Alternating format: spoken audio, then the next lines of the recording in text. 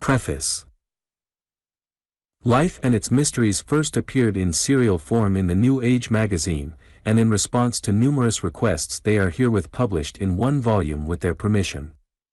A few revisions have been made and 2 chapters added entitled, Future Life of Animals, and Answers to Questions.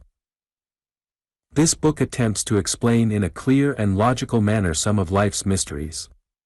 Mystery, of course, is only absence of knowledge, for when we understand a thing it ceases to be a mystery. But since we never will know all, there will always be mysteries. Some of the views expressed may not appeal to the orthodox or to the materialist, but they will prove acceptable to those who are seeking light regarding the deeper things of life, and to those who have in their home a chair forevermore vacant. For the subject of immortality is today engrossing the interest of millions of people all over the world. Sorrow, suffering, devastation and death are clearing the earth of error and superstition and preparing the way for an influx of truth and knowledge of life beyond. When a dearly beloved one departs from terrestrial scenes, belief in a vague hypothetical hereafter is of scant value. Then, only definite knowledge of factual immortality is able to assuage grief and provide positive assurance of continued life and love and certainty of reunion. We devoutly hope that the thoughts presented in this book will acquaint people with the truth of immortality, bring them comfort and consolation, and a better understanding of life and its mysteries. The reader, we hope, may have some of the peace and contentment which we ourselves have derived from this knowledge. We are deeply grateful for the help we have received from others in the preparation of this book. Frank L. Hammer. San Francisco, March 1945, 101, Parnassus Avenue. Birth. Strange, indeed, that people who have implicit faith in life after death should imagine the soul to be new at birth. They do not reason deeply enough. If the soul lives after death, it must, of necessity, live before birth, as the circle of immortality is not complete unless the living come from the dead as well as pass to them.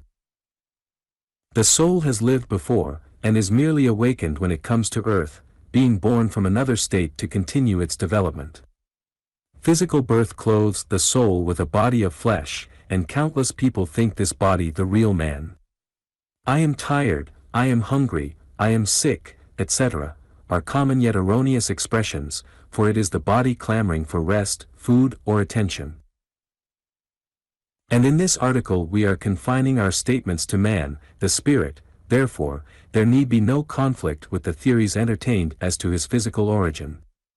There are scores of volumes on anthropology, and every theory supported by an imposing list of authorities. Questions most frequently asked pertaining to birth we shall try to answer in this chapter. Those who believe that man's ancestry is animal usually ask this question: at what stage of evolution did man come into possession of a soul, and evolve from an animal into a human being? Man has always been man and a human being. But it was many ages before the soul spoke and the man heard, and in appearance resembled the brute more than the present form of humanity. But no one, regardless of animal propensities or aspect, ever was or is devoid of soul. Man is a child of God, not an offspring of a monkey. Both his origin and destiny are spiritual. Does the soul enter the body at conception, during gestation, or at birth? There is a wide divergence of opinion on this subject. The truth is the union of soul and body begins at the time of conception, but is complete only at the moment of birth. The soul is related to the body as a cause to an effect, and is the matrix from which the body is formed. The cry when uttered by the infant announces that memory and thought have united, and that he is now numbered among the living. But it is only by growth and gradual development that he learns the use of his earthly instruments, the brain and the body. Were all souls created at the same time? There is no age to the soul. It was never born, it can never die. It is part of the deity and partakes of his nature, changeless, eternal and indestructible. When occult students say, he, or she, is a very old soul, they have reference to experience and wisdom. On earth the soul acquires experience through its entanglement with matter. And it is truly amazing how some people can live so long and learn so little. Knowledge and truth are never forced on anyone, and individuals can either hasten or retard their progression. Some souls evolve slowly, others rapidly, and the choice and consequences are theirs. Alas, years do not necessarily make a man wiser, only older. Mysterious as are the ways of deity, we do know that he operates through and with immutable and natural laws.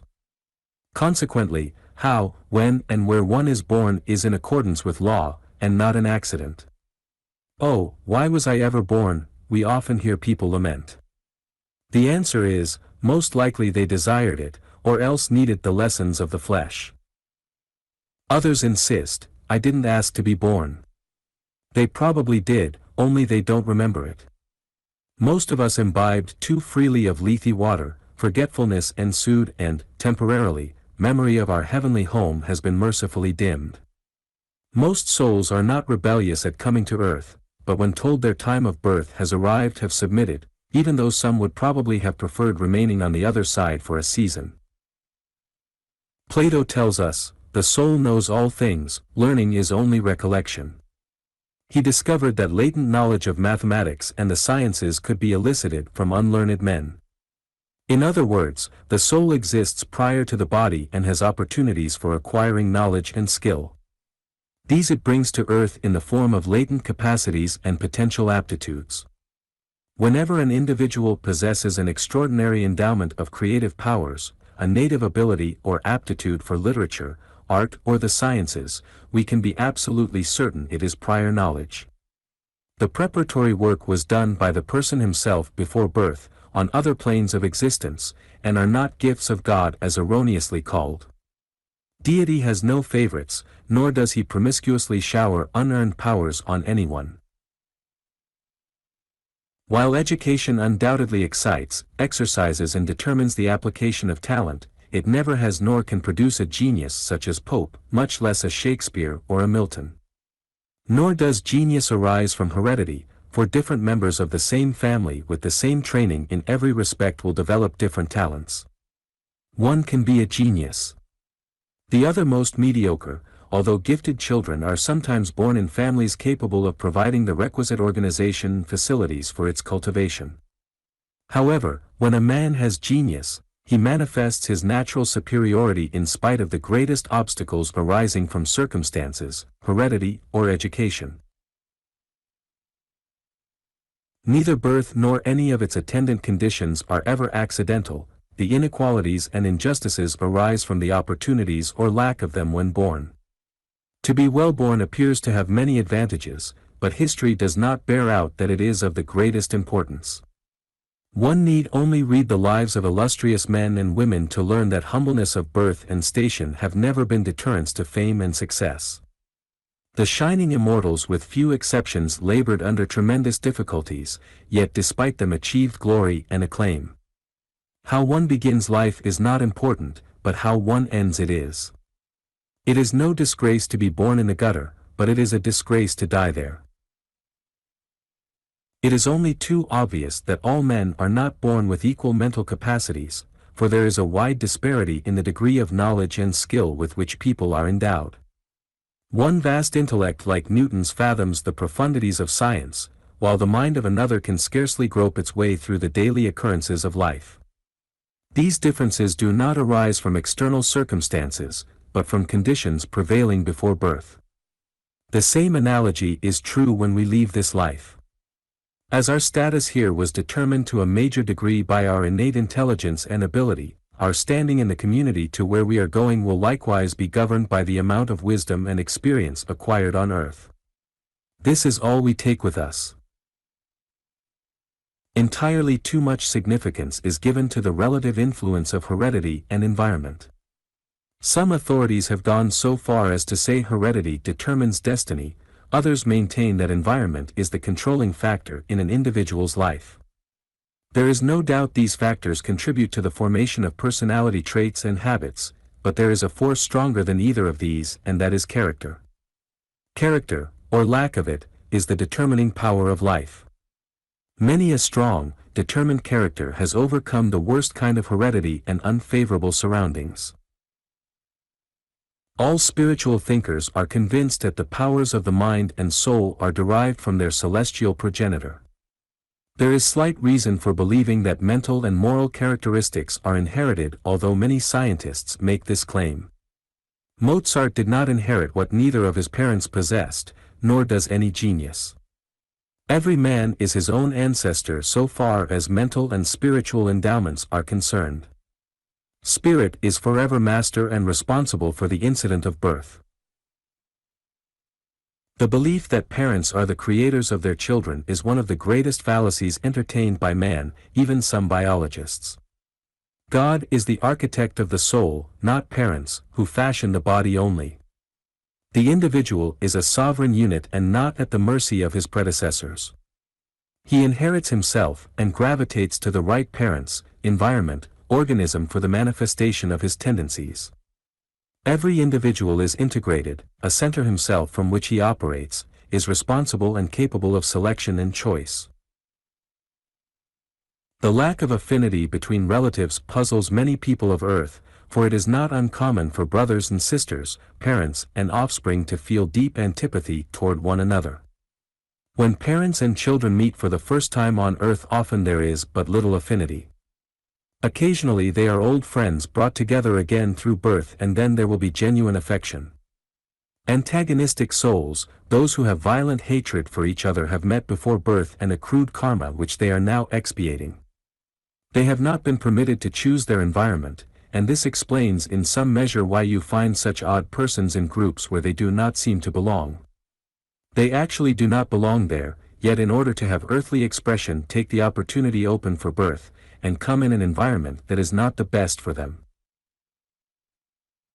We often see, in families of several children, one who has peculiar traits of character and personality entirely foreign to the others.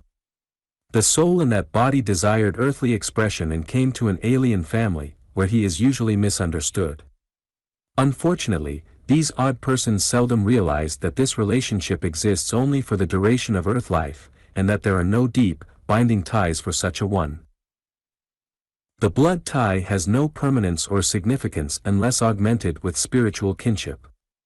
Those who have relatives for whom they feel no affinity should make every effort to discharge whatever obligations were incurred by birth and relationship, thus obviating the necessity of future association.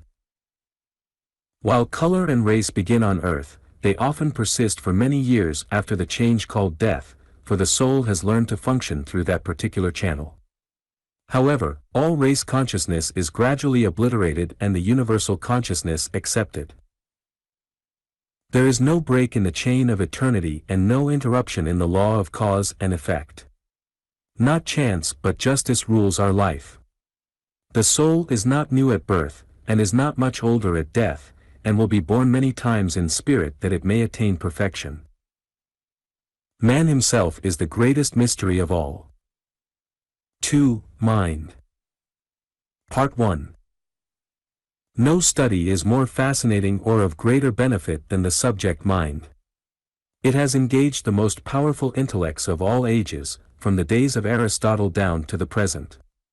However, during the last 2,000 years, that is with the exception of the last 100 years, not much progress has been made in this department of science. Anatomists and physicians have studied the brain and ignored the mind, while psychologists have studied the mind and ignored the brain. The human mind cannot, by itself, become an object of investigation. It needs the medium of an organic apparatus. It is mind which distinguishes man from the animals and man from man. While there is not much difference between one cow or one cat from another, the difference between one man and another is vast. In man the scale extends from the lowest point of idiocy to the highest endowment of genius. On the one side you have a Newton who can solve the most abstruse of problems, and on the other a man who can scarcely grope his way through ordinary life. The world has always recognized and paid tribute to greatness of intellect. A man is measured by what he is, and not by what he has. What is the difference between the brain and the mind? It is astonishing how many people believe the brain and mind to be synonymous and use the terms interchangeably. While the relationship between the brain and mind is intimate, there is not the slightest similarity either in appearance or function.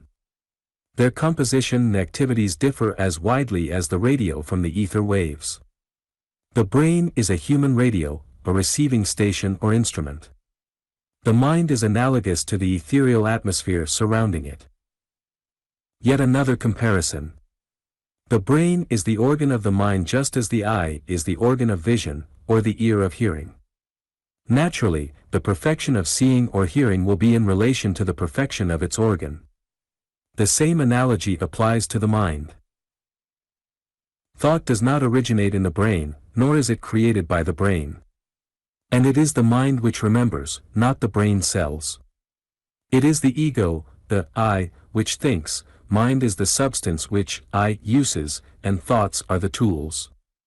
Thoughts are transmitted to the brain from the mind, and it therefore follows that the brain influences and determines the type and quality of thoughts received. The matrix is unalterable. We know we have the same identity we had as a child, and throughout eternity we shall be the same. Furthermore, the brain is physical and subject to evolution. The mind is spiritual and already perfect. The brain is personal and individual.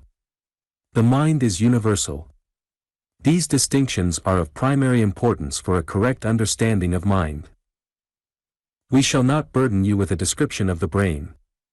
For our purpose here, merely let us state that the brain is the term applied to that part of the central nervous system which in vertebrates is contained within the skull. The brain readily lends itself to analysis and examination, not so the mind, although some philosophers have gone so far as to say mind is a product of matter. This is another error made by those who seek a material basis for all mental phenomena. What is the nature of mind? Mind is a substance similar to the ether, which is the finest form of matter known, or it can be compared to a vast field of magnetism. This substance pervades the entire universe, and all particles of matter are held together by it. The molecules of the body never touch, but remain quite a distance from each other, and are also held in place by it. There are forces of repulsion between them which prevent contact, and they move freely in this ether or mind substance. The ability of states of matter to interpenetrate and exist within other states is one of the great secrets of nature. Higher states come into contact with the lower, and are harmonized into one single organism. Man cannot combine the lower forces with the higher, but nature can, and this makes living organisms. This is also the explanation of the so-called fourth dimension, which means the ability of a higher state of matter to interpenetrate and exist within a lower state. The fourth dimension is not measured at angles, length, breadth, thickness, but proceeds directly through matter. In reality there is no definite line of demarcation between matter, mind and spirit, as they are the same substance at different rates of vibration. Emerson gives us the clearest and most concise description of mind. He says, "Mind is an ethereal sea, which ebbs and flows, which surges and washes hither and thither, carrying its whole virtue into every creek and inlet which it bathes. To this sea every human house has a waterfront. But this force-creating nature, visiting whom it will, withdrawing from whom it will, is no fee or property of any man or angel. It is as the light, public and entire to each, and on the same terms." Where is the mind located? There is considerable diversity of opinion on this score. Many believe that the mind is within the skull. We said previously that mind is a universal substance permeating the universe. Emerson spoke truly when he said, "No man or angel has a monopoly on it, but is equally free to all." The sum total of mind is fixed, although, like matter and energy, many changes can take place within itself. All the knowledge that ever has been or will be in the world is in it now. Our inventions and discoveries are but reinventions, rediscoveries. Truly, there is nothing new under the sun. It is man's duty and privilege to develop his instrument, the brain, and draw unto himself whatever knowledge and power he desires. Mind cannot be separated or divided, although in appearance it may seem so. Each individual mind is connected with universal mind. Every mind is in constant contact with all other minds and its divine source. That one mind is ever separate from others is pure illusion and the major cause of man's suffering. Everyone knows how contagious thoughts are and how easily communicated. All are living in this vast ocean of mind where the waves of other minds are passing on all sides. How is the mind connected with the body? Practically all philosophers and thinkers have believed the activities of the mind to be in close connection with the brain. But that the brain is the sole seat of the mind is as erroneous as the belief that the mind is in the skull. There is no clearly defined spot of which we can prove that here, or there, at this place, the mind comes into relation with the cerebral organ. The mind exerts its influence through the parts of the brain, which differ according to the muscles or functions to be employed. All the parts of the brain are connected, but there is no common center through which all these activities pass. The brain is the primary, but not the only vehicle of mind. The brain is the physical instrument without which no mental act is possible in a material world. There are no faculties so purely mental as to have no connection with the body. The primary seat of consciousness is in the brain, but there is a secondary one in the solar plexus. Mind is dependent on the body, not for existence, but for the power of acting in the material world. Mind can function without the body, but not the body without the mind. In reality, the mind functions much more actively and freely without the impediment of its physical instrument. This is demonstrated during the dream state, hypnosis, trance and astral traveling. The mind, though intangible, is the real structure, like a field of force, says Stromberg, the famous scientist and astronomer. Prophecy is no more wonderful than memory. Part 2. How many minds have we? Much confusion has arisen due to the different terminologies by which mind is designated and the numerous minds man is supposed to have. One hears expressions such as subconscious, unconscious, superconscious, conscious, animal and human mind, lower and higher, subjective and objective, that the layman gets bewildered, and fails to progress as he otherwise might. Man has one mind, not numerous or several minds, but one mind capable of functioning in manifold ways. The simplest differentiation of mind activity we have found to be the conscious, subconscious and superconscious. One frequently hears the subconscious spoken of as the unconscious mind. These terms are a contradiction and an impossibility. Mind is always conscious. Because we, the self or ego, are not conscious of its activities does not indicate that mind is not functioning or that it is unconscious. We are aware only of that phase of mind manifestation to which the self is identified, but the entire mind is conscious all the time. The mind is fully awake during sleep, anesthesia, and when the brain is unconscious due to injury or disease. The brain may not be receiving impressions, but nevertheless they are registered in the subconscious mind.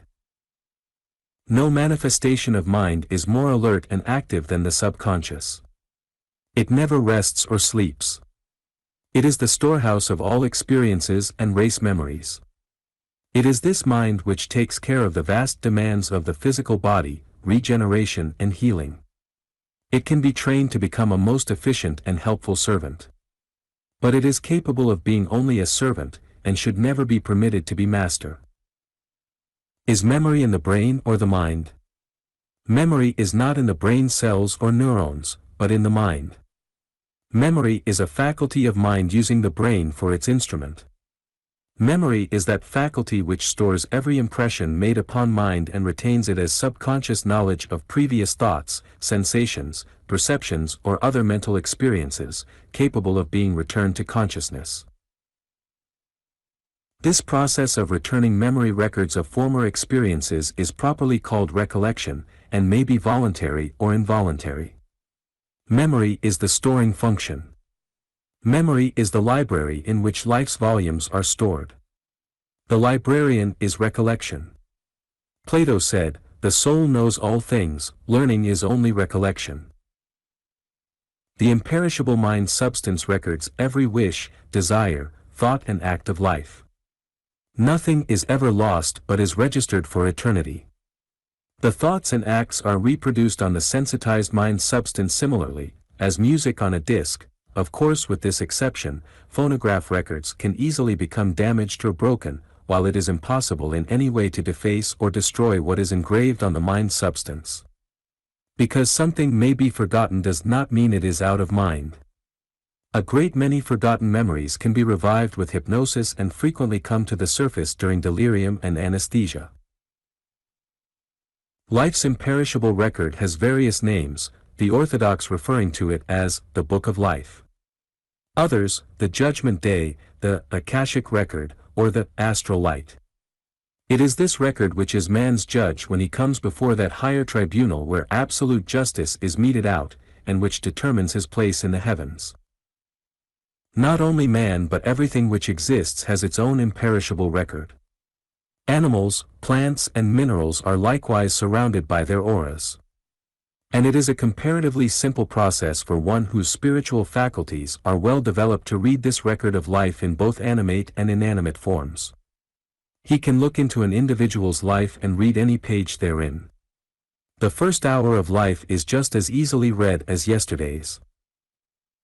To explain this process more fully, we will quote from a famous seer of the last century. The spectral forms of the long ago are indelibly fixed in the astral light, which is the spiritual atmosphere of the universe, where myriads of forms hang on the gallery walls in an imperishable world of spiritual entities. Nothing that ever has been is lost to the vision of the seer, nothing that now is can be hidden from his piercing gaze, nothing that shall be is wholly veiled from his prophetic glances.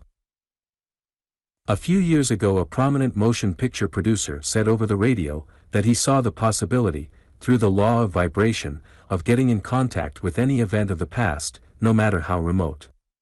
For example, instead of reading Lincoln's Gettysburg speech, or the Sermon on the Mount, we could get in rapport with those particular vibrations, and see and hear the great emancipator and wise master just as they were then.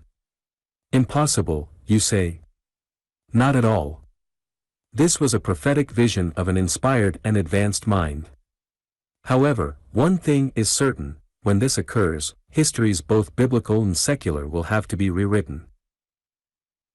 Do animals have mind? Most people at some time or another have speculated on the degree of intelligence possessed by animals, particularly the dog, horse, elephant and ape. All animals manifest some degree of mind. Plants too, show wonderful ingenuity in devising plans for catching light and moisture, attracting fertilizing insects, preserving and scattering their seeds. Appetency is the term usually applied to mind in the vegetable economy. Chemical affinity is the operation of mind in the mineral kingdom, while instinct is referable to the intelligence displayed by animals. Animals live in the same ocean of mind substance as does man, but they have not man's complex nervous system, or his highly developed brain. Animals are equipped with the type of brain best suited for their specific requirements, no more nor less. All creations are provided with the organization most compatible with their needs. However, there is a vast difference in the amount of intelligence possessed by the highest level of animal life and the lowest level of human life. Human beings have extra neurons which make culture and progress.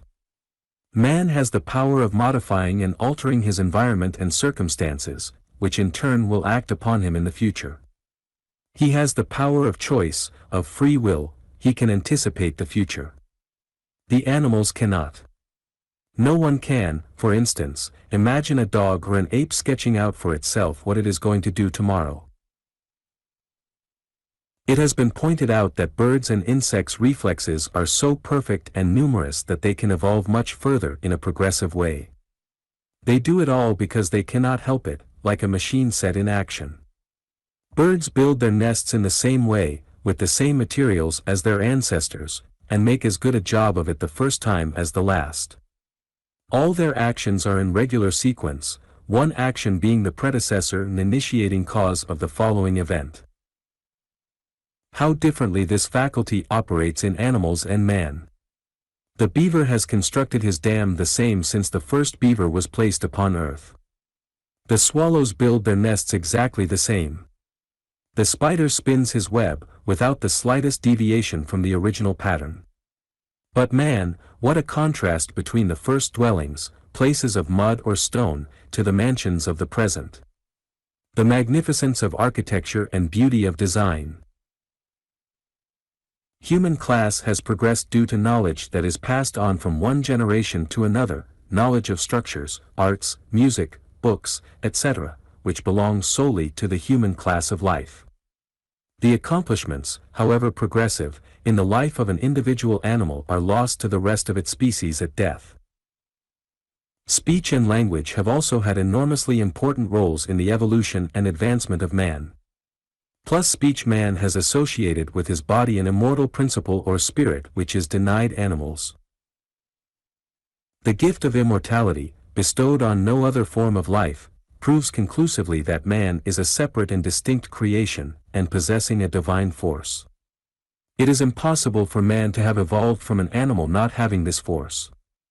Man has the power, when he learns to use this force, to place himself in rapport with the infinite being. Men are not hybrids but sons of God. There are no missing links in the divine plan of creation. Mind is the connecting link between dust and deity. The rock on which many scientists have wrecked their ships is materialism. In their studies they have eliminated this divine force or spirit, and its workings, saying, a force is the result of atomic movements. True, all forces are, except the force which first starts the atomic movements. Man, like God, has the power to create. He is the architect of his character and the molder of his destiny. Thoughts are the tools man uses to bring about whatever condition or change he desires. The lowest manifestation of mind is sensation, the highest, imagination. There are beings higher than man as man is higher than an insect. All are partakers of universal mind. There is only mind, universal mind. Our mind is the use we make of this mind. 3. Thought. The mystery of thought. In infancy our bodies awaken to enjoy the world into which we are born. Then our minds awaken to curious questioning and restless desire for knowledge. Then our souls awaken to conscious search for life's spiritual meaning and purpose. What is thought? Thought is a product of mind, not the brain. The material scientist says, a certain formation of brain cells creates a certain kind of thought. Whereas certain thoughts produce a certain brain cell formation. Thought has the same relation to the mind as the wind has to the atmosphere, for thought is the mind's vibration, and thinking is the process of setting the mind into motion. Where do thoughts come from? There are three primary sources. Firstly, it is possible, through deep, spiritual contemplation, to receive thoughts directly from universal mind. Every human being can contact his Heavenly Father without the aid of any intermediaries, either spiritual or physical. To be pure in heart is the only stipulated requirement. Secondly, many thoughts emanate from the subconscious mind. Deep within this mind there takes place an involuntary accumulation of impressions and suggestions which come to the surface after a more or less prolonged gestation. Indeed, this storehouse of memory, this record of life, is a prolific source of thoughts and many people are entirely too much under its influence. Thirdly, the principal fountain of thought is the mental atmosphere which is permeated with the thoughts of other people, both embodied and disembodied. We have all had the experience of wondering where some thought came from. It was probably in that there, and our brains, being sensitive receiving sets, picked it up. There is no such thing as original or isolated thoughts. What is new is their manner of expression or restatement. We cannot conceive of anything which is not. The ideas are somewhere existent and have always been in the mind's substance. Our task is to give new shape and semblance to the thought elements which otherwise remain undifferentiated and formless. And those whose patterns are the most unlike the whole mass or group thought are considered the most original. Thoughts resemble the temperament of the person in whom they appear. Consequently, no one's thoughts should constitute another's authority any more than every head should be forced into a hat of fixed pattern or unalterable dimensions. Many people are totally unaware of the power of thought and the effect it has upon their lives. These people invariably consider failure, misfortune, unhappiness, and numerous other undesirable conditions as things that just accidentally happen, whereas they are created by the individual's wrong habits of thinking. Similarly, liberation from these conditions is achieved through right thinking. In order to change the outer environment, it is necessary first to change the inner. If you do not want an undesirable fate or future, do not contemplate an undesirable one. Think about what you do want, not about what you do not want. Right thinking is the key to health, happiness, prosperity, and success. The power of thought can either fill our lives with good or leave them utterly empty. Everything one needs for his well-being exists in the universal mind. It is ours for the taking, for we are heirs to the kingdom of God, co-sharers with his opulence, wisdom and love. Plato said, all reality exists in the mind. The outer phenomenon, that which appears, is only its outer expression. The visible universe is the reflection of the invisible. Everything in the universe had its origin in thought, wrought out and preserved in stone, iron and wood, which upholds all structures from a toy to a battleship. All art, literature, music, law and religion existed first in the mind. Burn all books, destroy all churches, demolish all art and they would all be embodied again and again through thought, the creative force, for it is impossible to destroy mind wherein exists their eternal pattern or idea. Thought is the power that heals. Disease, like all else, has its origin in mind, therefore, the mind must be healed first. The mind must become harmonious before the body can be, because mind through thought is the power that rules and governs the body. People have been killed by thought. Fear and worry have buried many of their victims. Hatred, envy and jealousy have wrecked countless lives. Poisonous thoughts affect the body like poisonous drugs. Persons in public life have been made deathly ill and often their lives shortened by the volume of destructive thoughts sent them on the ebb tide of popularity. This has happened to practically all reformers, leaders, religious and moral teachers who labored for the welfare and upliftment of humanity. Men, animals and plants all grow from within. Life is sustained by the drawing in of congenial matter and by the expulsion of foreign matter. The law of attraction is found throughout all life. Our mind always attracts thoughts which are akin to our own and resists those opposed to our mental constitution. The mental atmosphere is filled with thought forces from which we attract only those which are like our own. If you are gloomy, sad, full of worry and vexation, you are certain to attract similar thoughts, which will make you sadder and more gloomy. On the contrary, if you are confident, hopeful and cheerful, you will attract that kind of thoughts to you. Mind, like the body, grows on the food which nourishes it, and takes on the nature of the thing it dwells upon. And the food of the mind is thought. Therefore, the mind either becomes refined, sensitive, spiritual, or gross, material and dull, determined by the nature of thoughts which constantly occupy its attention. Thoughts are reproduced on the countenance. Sensual thoughts create a sensual face, spiritual thoughts create a beautiful, spiritual expression. Not only does our youth leave us, but our face tells how it has left us. Faces are open books wherein is written the history of our thinking. How you have thought is revealed by the lines indelibly engraved in the palms of your hands, by the shape of your head and how you walk. An index to the thoughts of another is to imitate his posture and walk, then observe the effect it has on your thinking. Involuntarily, you will feel and think as the person you are imitating. There are no secret vices or habits. They are loudly proclaimed on the countenance. Emerson truly said, "What you are speaks so loudly no one can hear what you are saying."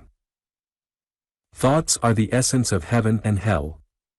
People say there is no hell, yet have one in their hearts and carry one around in their minds. For heaven and hell are not localities, but states of consciousness. And what matter where I be, if I be still the same? Persecuting memories, or a condemning conscience, put a man in Hades whether he lives upon this earth or elsewhere. Peace of mind and serenity of spirit are bliss. And the heaven we will find on passing over is one we have prepared by our thinking and by the service rendered to our fellow men. Few pleasures are comparable to a trained and cultivated mind. The mind is developed by thinking and not by cramming it with other people's thoughts and opinions. It is not a bucket to be filled, but a dynamo to be set into motion. There are no limits to its accomplishments, for the soul already knows all things. We only need to develop our instrument so that it can draw upon this inexhaustible storehouse of knowledge. A mind which has been strengthened by discipline can meet vicissitude and disaster with greater fortitude and courage.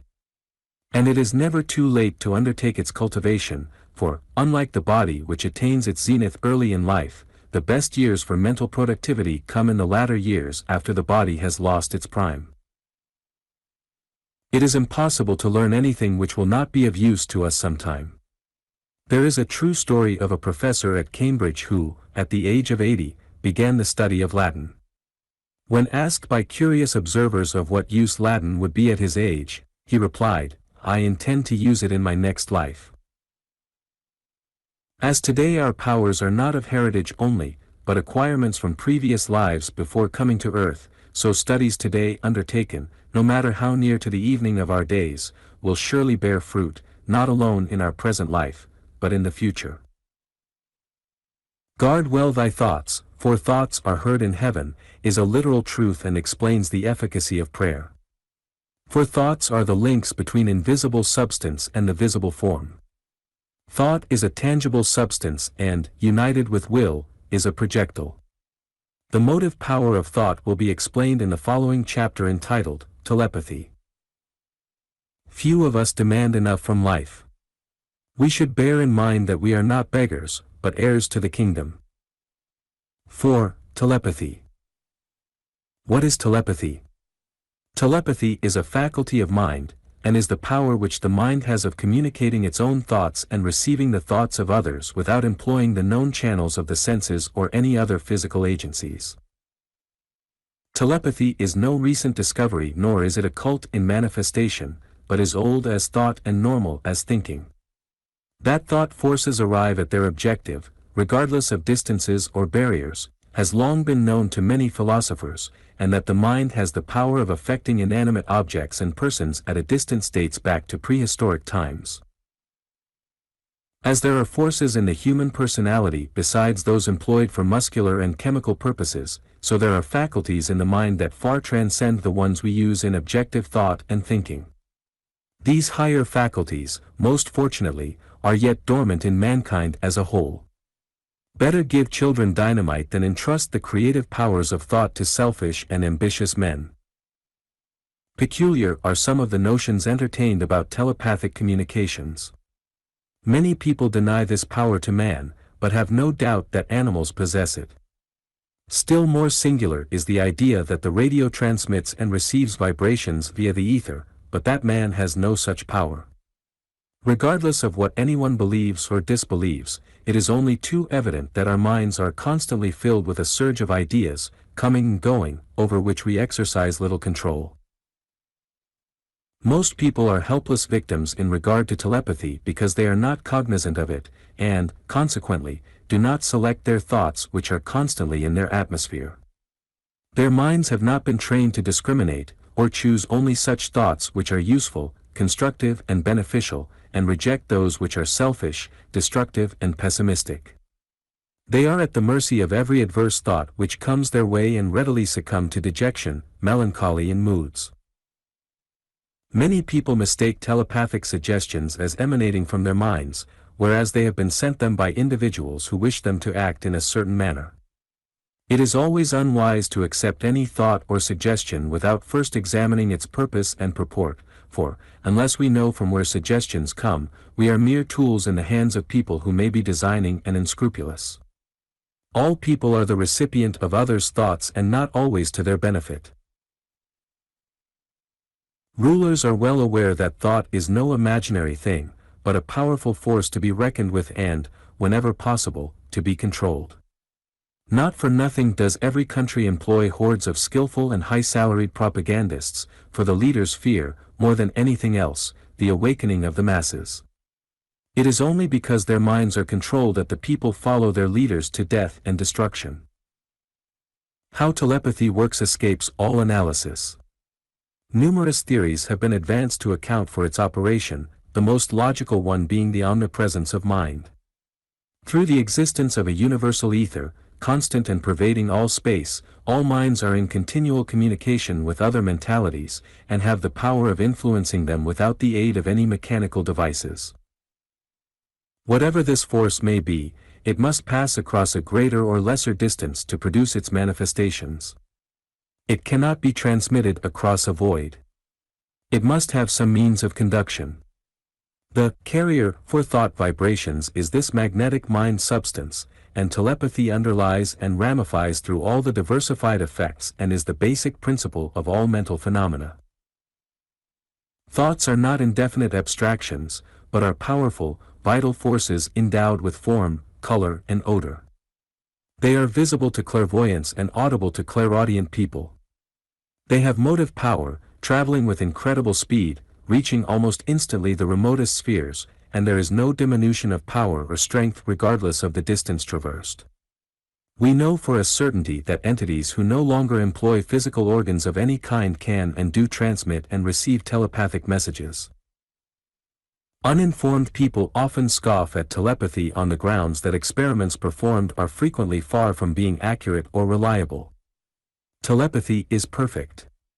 But telepathy as a faculty and as a mode of communication are entirely different. One is the method of communication, the other is the mind's ability to communicate in that way. They are as different as thought and speech. There is the ability to think, while language is merely the system of symbols used for the expression of ideas. Everyone has experienced difficulty with the ambiguity of words. We have certain thoughts in mind, but when conveying them to the mind of another, in speaking or writing, often an entirely different idea is formed. Is it any wonder, then, that error should prevail when untrained instrumentalities undertake to read minds?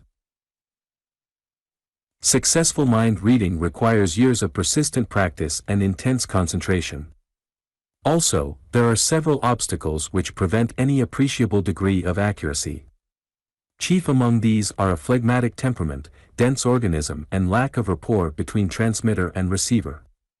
Just as some people are born to sing and others are not, so some people are naturally endowed for the pursuance of the mental sciences. While these faculties can be cultivated to a limited degree, these powers appear to be more or less hereditary, for they often run in families for generations. Experience has proved that an emotional relationship forms the best basis for thought transference. Parents and their children are in close rapport, for mothers often intuitively know when their offspring are in danger. Husband and wife have been found very susceptible to each other's thoughts, particularly if happily married for a period of years. Mrs. Upton Sinclair for one is able to get her husband's thoughts when thousands of miles apart. Furthermore, she is also able to see what he is doing. However, this phase of psychic perception is properly called clairvoyance. Interior and distant hearing is designated as clairaudience. It is sometimes erroneously believed that these psychic senses are extensions of the physical ones.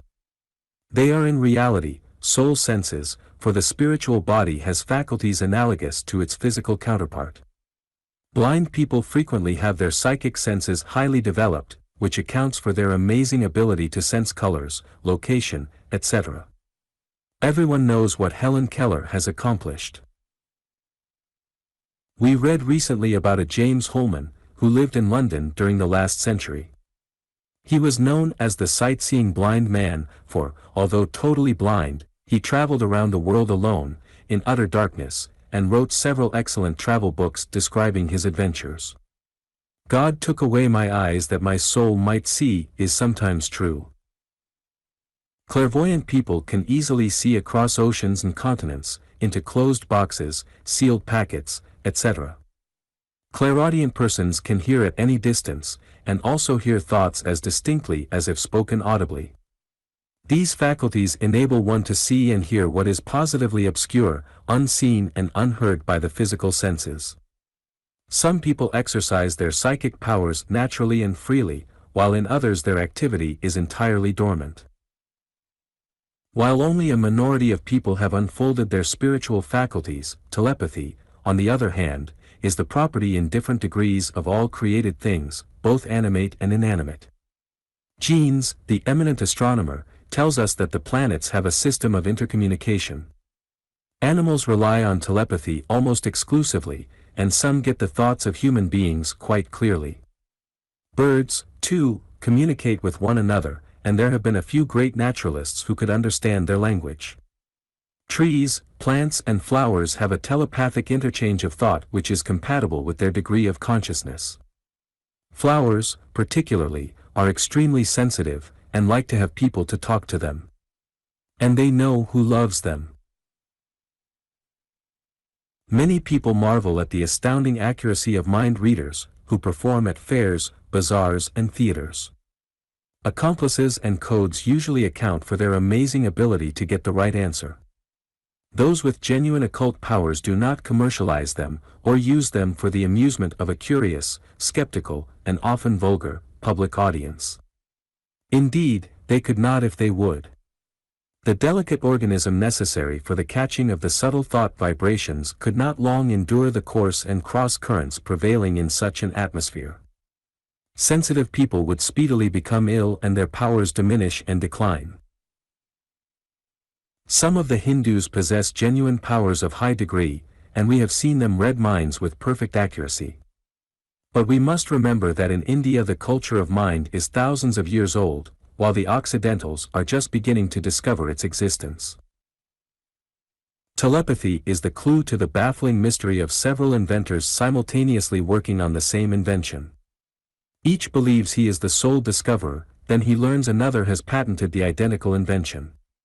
It is said that when Professor Bell was perfecting his telephone, at least 3 other inventors were developing the same thing. In wireless telegraphy Marconi had 3 competitors, and, in many other inventions, who was first is still in dispute. Men think ideas emanate from their minds, whereas ideas are in the air, and inventive minds are naturally in rapport with the same ideas. This is also true with composers, musicians, writers, artists, all those engaged in creative work. They unconsciously draw upon this mental force that generates rays in myriad directions, and the sensitive souls catch most readily these helpful influences. Telepathy is the foundation for the efficacy of prayer. If thoughts were devoid of power and locomotion, prayer would be of no avail, but we know that all prayers are heard. That prayer is answered is a fact that few will deny, as many people have received its benefits and blessings. However, mechanical mumblings and glib recitations are not prayers, these come from the lips and die on the lips. Prayers, the cry of the soul in distress, the travail of the spirit, a moan of anguish, these are heard in the highest heavens and are always answered according to the need of the individual. This earth would be a dreadful place and life an unbearable experience if our Heavenly Father ignored our needs and was impervious to our despair and affliction. God has not abandoned this world nor forsaken his children, he hears their cries and, through his emissaries, administers unto them.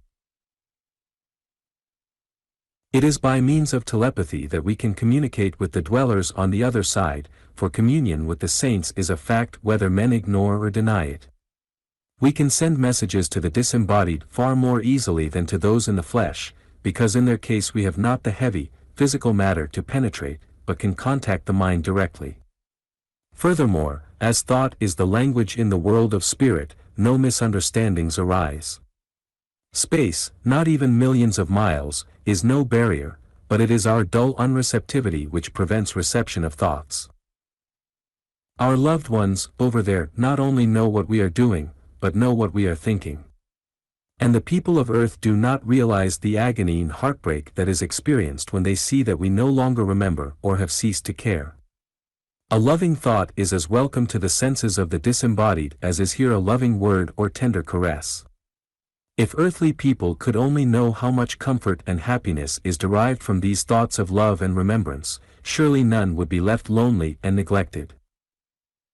When a soul departs from this life, he should always be accompanied by thoughts of love and peace, by aspirations for his progression. The beloved dead assuredly have a claim on our love and care, and should never be forgotten and ignored when our kind and loving thoughts can reach them instantly and are treasured beyond all price. Precious stones have their evolution and pass through many stages before reaching perfection. The most precious jewel of all is the soul. The truth. There never has been a time when the desire to know the truth was so prevalent and strong. There never has been a time when there were so many intelligent men and women who were not content with surface knowledge, with the appearance of things or doctrines based on personal authority. They seek to penetrate into the hidden causes of things. In this advancement many mistakes will be made, much will be discarded, but it will only be the chaff which has served its purpose. What is truth? Truth is an emanation of the deity. Truth is the accurate verity and reality. It is the understanding by the mind of that which actually is. It is the unchangeable amid the changeable, the substance behind the shadow, the permanent within the transient form. Truth is a constant, not a variant. It cannot be added to or diminished from its sum total. How can we know the truth? Truth has clearly defined characteristics by which it can be recognized. Among these attributes are its immutability and infallibility, which we see demonstrated in the natural and spiritual laws, for example, in chemistry, mathematics, physics, astronomy and music. These are exact sciences because their underlying laws of truth have been discovered. They are truths to all people everywhere. Truth operates just as undeviatingly and unerringly in other departments of life, only its laws are not so well known. Truth comes from the deity and is dispersed through myriads of intelligences, gradually reaching men distorted and dimmed. The source is pure, but flows through imperfect and polluted channels, as the fountain of truth has many tributaries. Then too, the human mind is so constituted that it can perceive only a fragment of truth at a time, and that fragment faintly. Just as the naked eye cannot gaze directly at the dazzling sun, so the mind of man cannot behold truth without being veiled. For this reason truth has always been clothed with ceremonies, mysteries, symbolism and magic. In no other way would the masses accept it. Furthermore, it has to be carefully concealed, otherwise they would profane as well as reject it. Hence, Christ, Buddha, Confucius and Krishna and other great teachers taught the people in parables and allegories. Even today it is necessary to employ liberal use of ceremonies and rituals to convey truth to unevolved mentalities. Proof that basic human nature changes little, if at all, is only too evident by its antagonism towards the truth. Indeed, men's opposition to and rejection of truth remains one of life's profoundest mysteries. Fables, folklore, legends, superstition and error find fertile soil. But of truth Albert Pike said, "There is a singular obliquity in the human mind that makes false logic more effective than the true with 9/10 of those who are regarded as men of intellect. Each mind sees the truth, distorted through its own medium. When we question why God made man as he has, we are going beyond our mental depth. However, if he had wanted all men to think alike, we can be sure he would have created them with that capacity. But since men are in diverse stages of unfoldment and their minds enshrouded in various degrees of ignorance, it is necessary to have different aspects of truth. Hence, the importance of being tolerant with those who choose to worship God differently than we do. All truth leads to the same goal, and all religions and philosophies which have stood the test of time contain some element of truth, otherwise they would have perished. Rarely is it wise to uproot another from his accustomed belief or way of worship because we may think our method superior. It may be better for us, but not for him. If our religion is actually superior, the only way to convince him of it is by a superior way of living. Proselyting and propagandism are discouraged by advanced teachers, who tell us the best way to help others is to illumine the path they are in, for when a person has outgrown a particular faith or creed, it will no longer satisfy his needs and he will of his own accord seek another more compatible with his developing nature. The most important thing is sincerity, to really believe that which we profess to believe. An example still remains the most compelling of arguments. An upright life is the living truth and works directly upon other lives. Truth planted in the hearts of Jesus and Socrates grew and yielded the fruit of noble lives. But it was their lives more than their teaching that influenced the lives of others, and thus their good influence lifted up millions of those who had but a faint conception of the great truths that underlie right conduct in the more intelligent. Truth emancipates while error enslaves. Consequently, throughout the ages every effort has always been made to resist truth and keep it from the people. From the days of early Greece and before, you will find proofs of it. Socrates was put to death. Pythagoras was driven from Athens. Anaxagoras was imprisoned on account of new ideas. Galileo was twice brought before the Inquisition and sentenced by those who believed they had the power to kill truth. Descartes, Aristotle, Newton, and Harvey were persecuted and condemned by those who thought truth could be destroyed.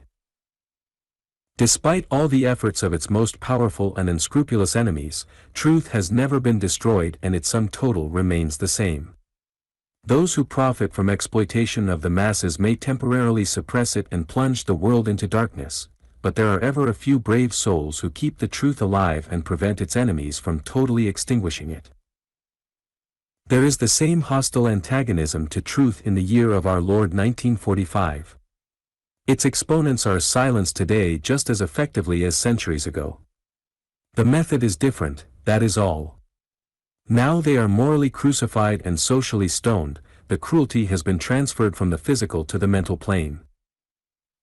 Its changelessness is another characteristic by which truth can always be recognized. Whatever varies with time, place, race or creed is not truth, but a temporary expedient, substitute or counterfeit. People often remark how truth changes. For they discover that the truths of childhood and youth are no longer true in maturity and old age. Often prevalent beliefs of one century are discarded as utterly false in the succeeding one. For example, look at the school textbooks of 50 years ago and observe what radical changes have been made. But truth does not and cannot change. If a thing is true today, it will be true tomorrow and forever. If a thing is true in the beginning, it will be true in the end. What does change, however, is one's conception of the truth or eternal principles. As one grows older and perhaps wiser, his outlook upon life changes, his mental horizon expands, his intellectual and spiritual natures deepen and develop, and, consequently, he sees the same truth in another light, or perceives a larger view of it. Then, too, most of us during our early years were indoctrinated with beliefs contradictory to facts. Many absurd theories and peculiar doctrines have been promulgated under the guise of truth. But believing a thing does not make it true, nor disbelieving it, untrue. People frequently confuse laws and decrees enacted by rulers for the government of men as truths. There are no such things as man-made truths. Man cannot create truth, he can only discover it. That which is created by man can be destroyed by man. Truth is absolute. It is a fallacy to suppose that truth can ever be relative. Truth never conflicts or contradicts, for truth blends with truth as light blends with light. All the religious founders taught the same truths, the same cardinal principles. The hatred and animosity existing among their followers is not due to fundamentals, but to their accretions of theologies and doctrines. Simplicity is another of truth's characteristics. Never is truth complex of structure or difficult of comprehension, but so simple is its language that even little children can readily understand it. On the other hand, error is always contradictory and so abstruse no one can make any sense out of it. The pure and undefiled mind of a child is a perfect receptacle for truth and, consequently, its perception of it is accurate and acute. Conversely, the minds of adults adulterate all they contact, including the truth, for truth, like water that flows through impure channels, becomes polluted and contaminated. So, if we are desirous of obtaining truth undefiled, we must keep its channel, the mind, as free as possible from obstructions, unclean, selfish, intolerant and hostile thoughts. Moreover, truth, like a mathematical equation, always proves itself. All truth is demonstrable. St. Paul the Apostle once exhorted his brethren to prove all things, hold fast that which is good, and a better precept never was given. Faith is required to live, and most of us have more faith than we realize.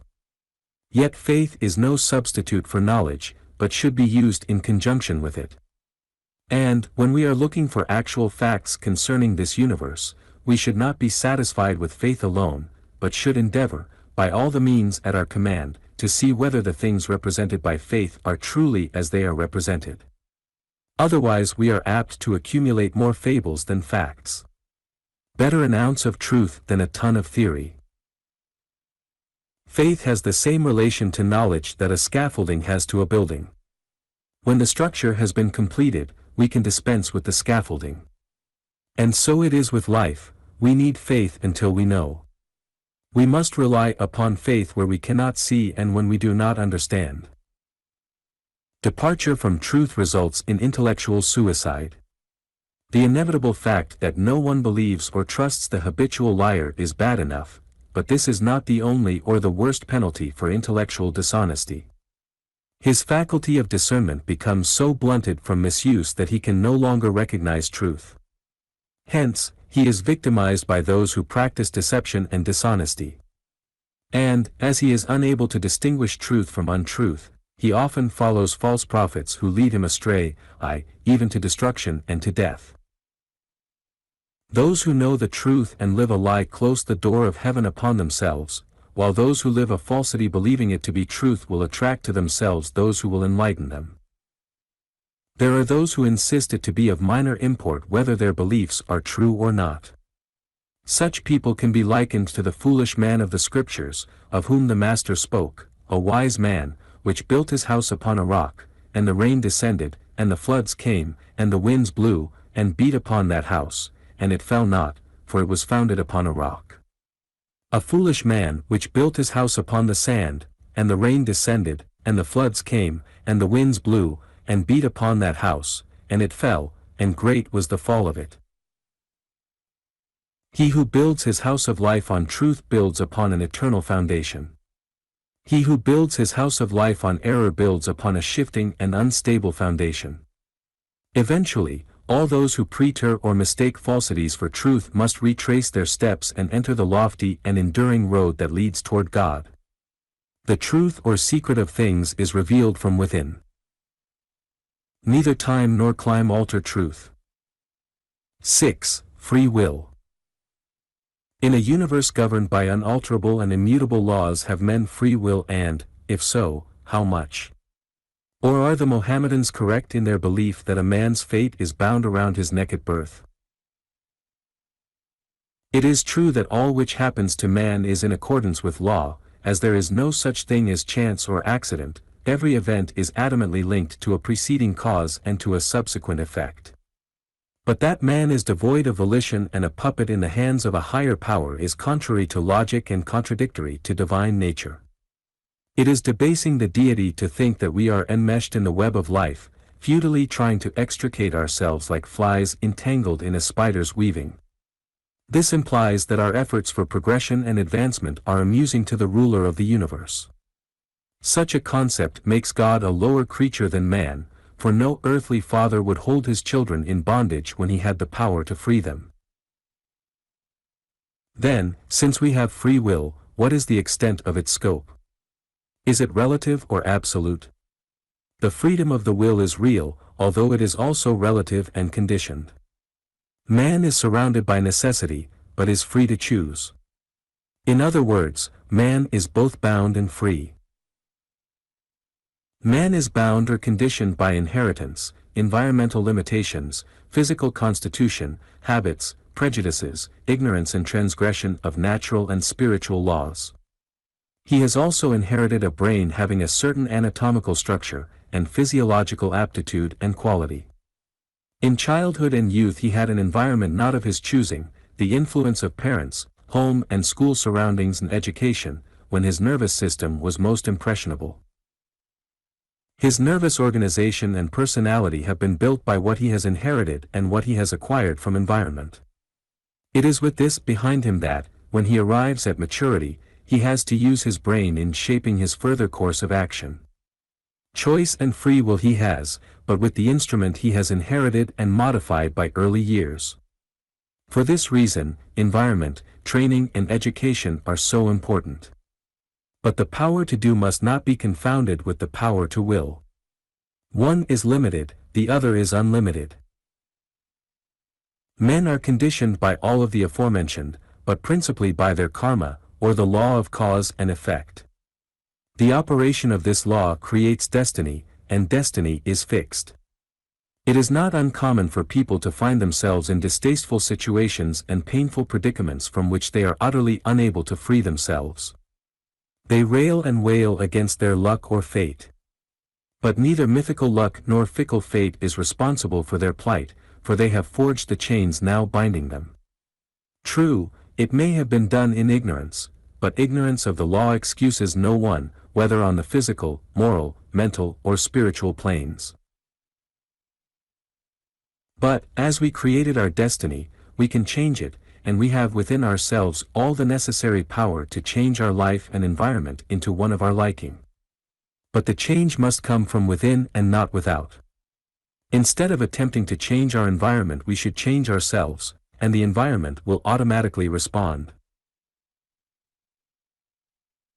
Moreover, there are certain fixed principles in life which men must obey, for these will ruthlessly discipline or destroy those who attempt to pit their will and strength against them. No man can, for example, violate the eternal verities of honesty, decency, love and brotherhood without paying the penalty. This applies likewise to all natural laws. No amount of supplication, prayer or agony will change these laws one iota. Stick your hand into the fire and shout to the Almighty till your voice is gone, but your hand will continue to burn. So with all natural laws. You violate these laws by starting certain causes, the effects will follow as surely and inevitably as the pain follows the burn on the hand. Karma is both immediate and remote. Many causes now obscure, were initiated prior to earth life and are exhausted here. Similarly, we are daily establishing other causes whose effects may not be apparent until we have passed over.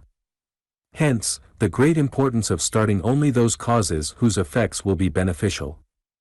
For this is certain, whatever has been set in motion and whatever has been commenced must be finished. There is no cessation, suspension or modification of this law. By every thought, desire, wish and act we are creating future karma or destiny, either good or bad, from which we cannot escape. What is the will? Is it a primary or secondary urge? Will is the self in action. Wherever there is true volition, there the ego is expressing itself. The strong-willed person has achieved a sufficiently stable character that determines the issues of each conflict.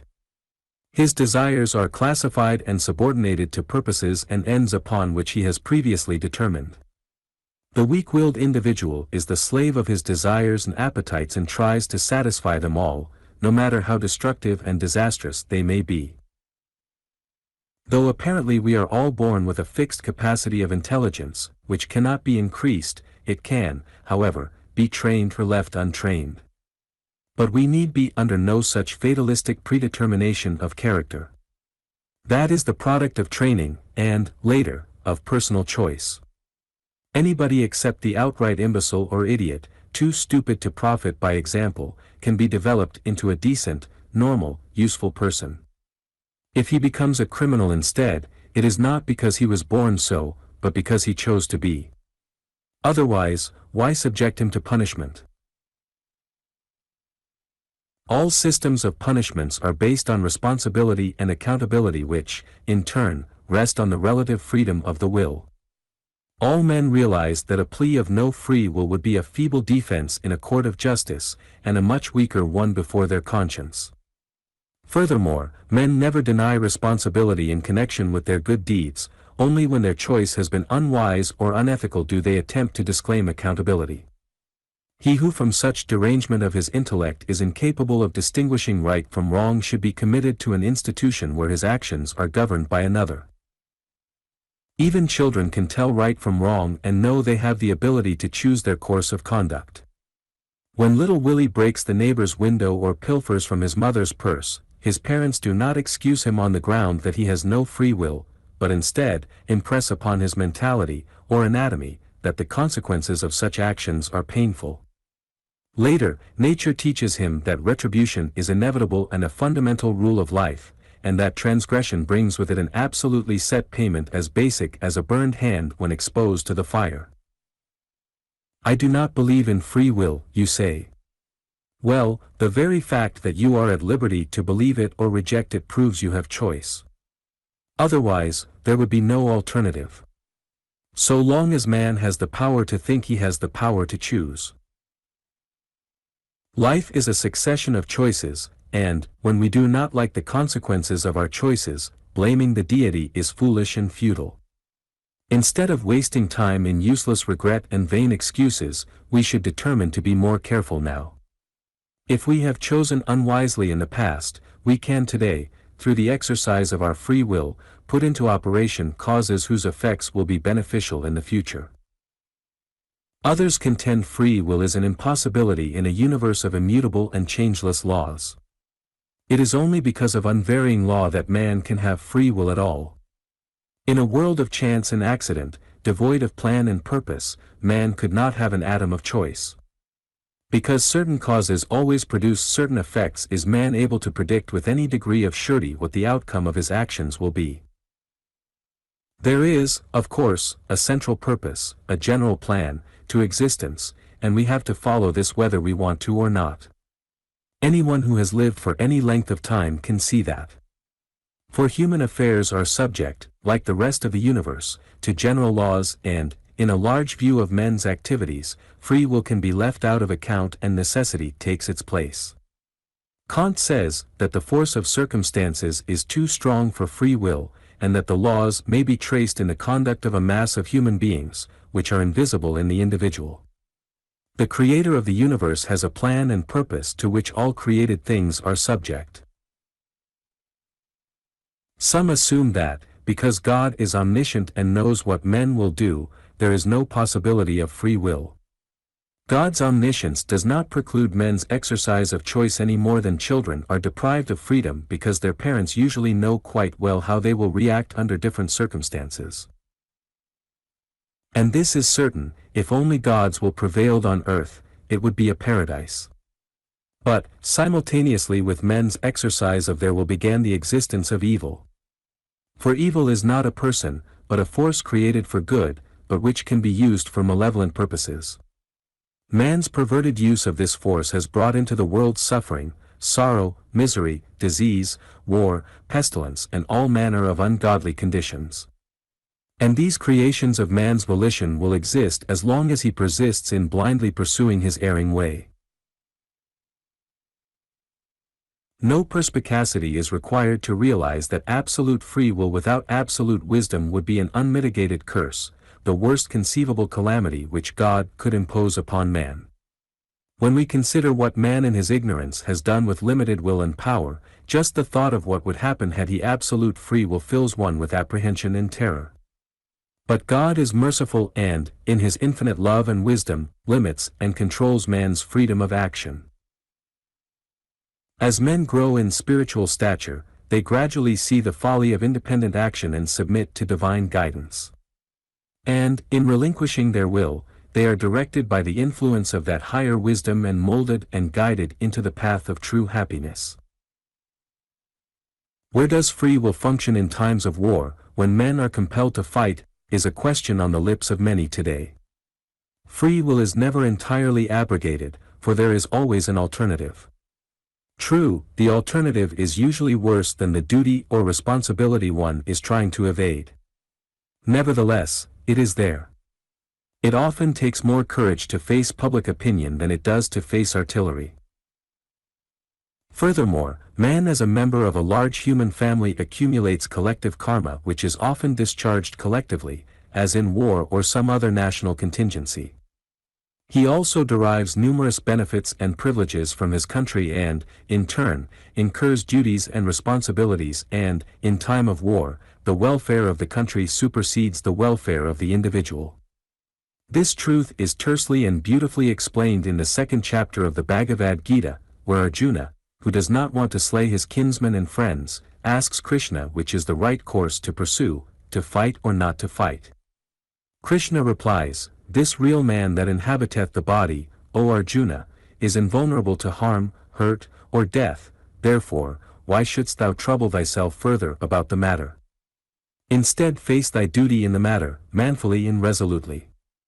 He who, in his ignorance thinketh, I slay, or I am slain, babbleth like an infant lacking knowledge. Of a truth, none can slay, none can be slain." The soul is perfect in its pure essence. It is from its union with matter alone that all the imperfections, error and evil arise, but these do not affect its inner germ essence, for they are not its cause, which is the absolute and supreme intelligence, which is God. The soul is responsible for its desires and for its choice of actions, and for this reason God established causes and effects. The soul, being immortal, came from God and must return to that great soul from which it issued. But as it was given to man pure and undefiled, free from all stain and error, it cannot ascend to that celestial abode until it shall have been refined and purified from all the evil it has wrought and all the errors and faults committed through its union with matter. In the future life we will be able to perceive and trace the ineffaceable consequences of our idle words and evil deeds, and our remorse and grief must necessarily last as long as the consequences themselves. When we return to our Father's home, we will have to give an account of our wanderings and render a report of the stewardship which was entrusted to us. We are rational beings endowed with free will and, therefore, are held accountable both here and hereafter. How strangely entangled are the threads of destiny from the distaff of life. 7. Miracles. Part 1. Many people wonder whether miracles ever took place. Others believe they may have happened in biblical times, but are somewhat skeptical whether they actually happened.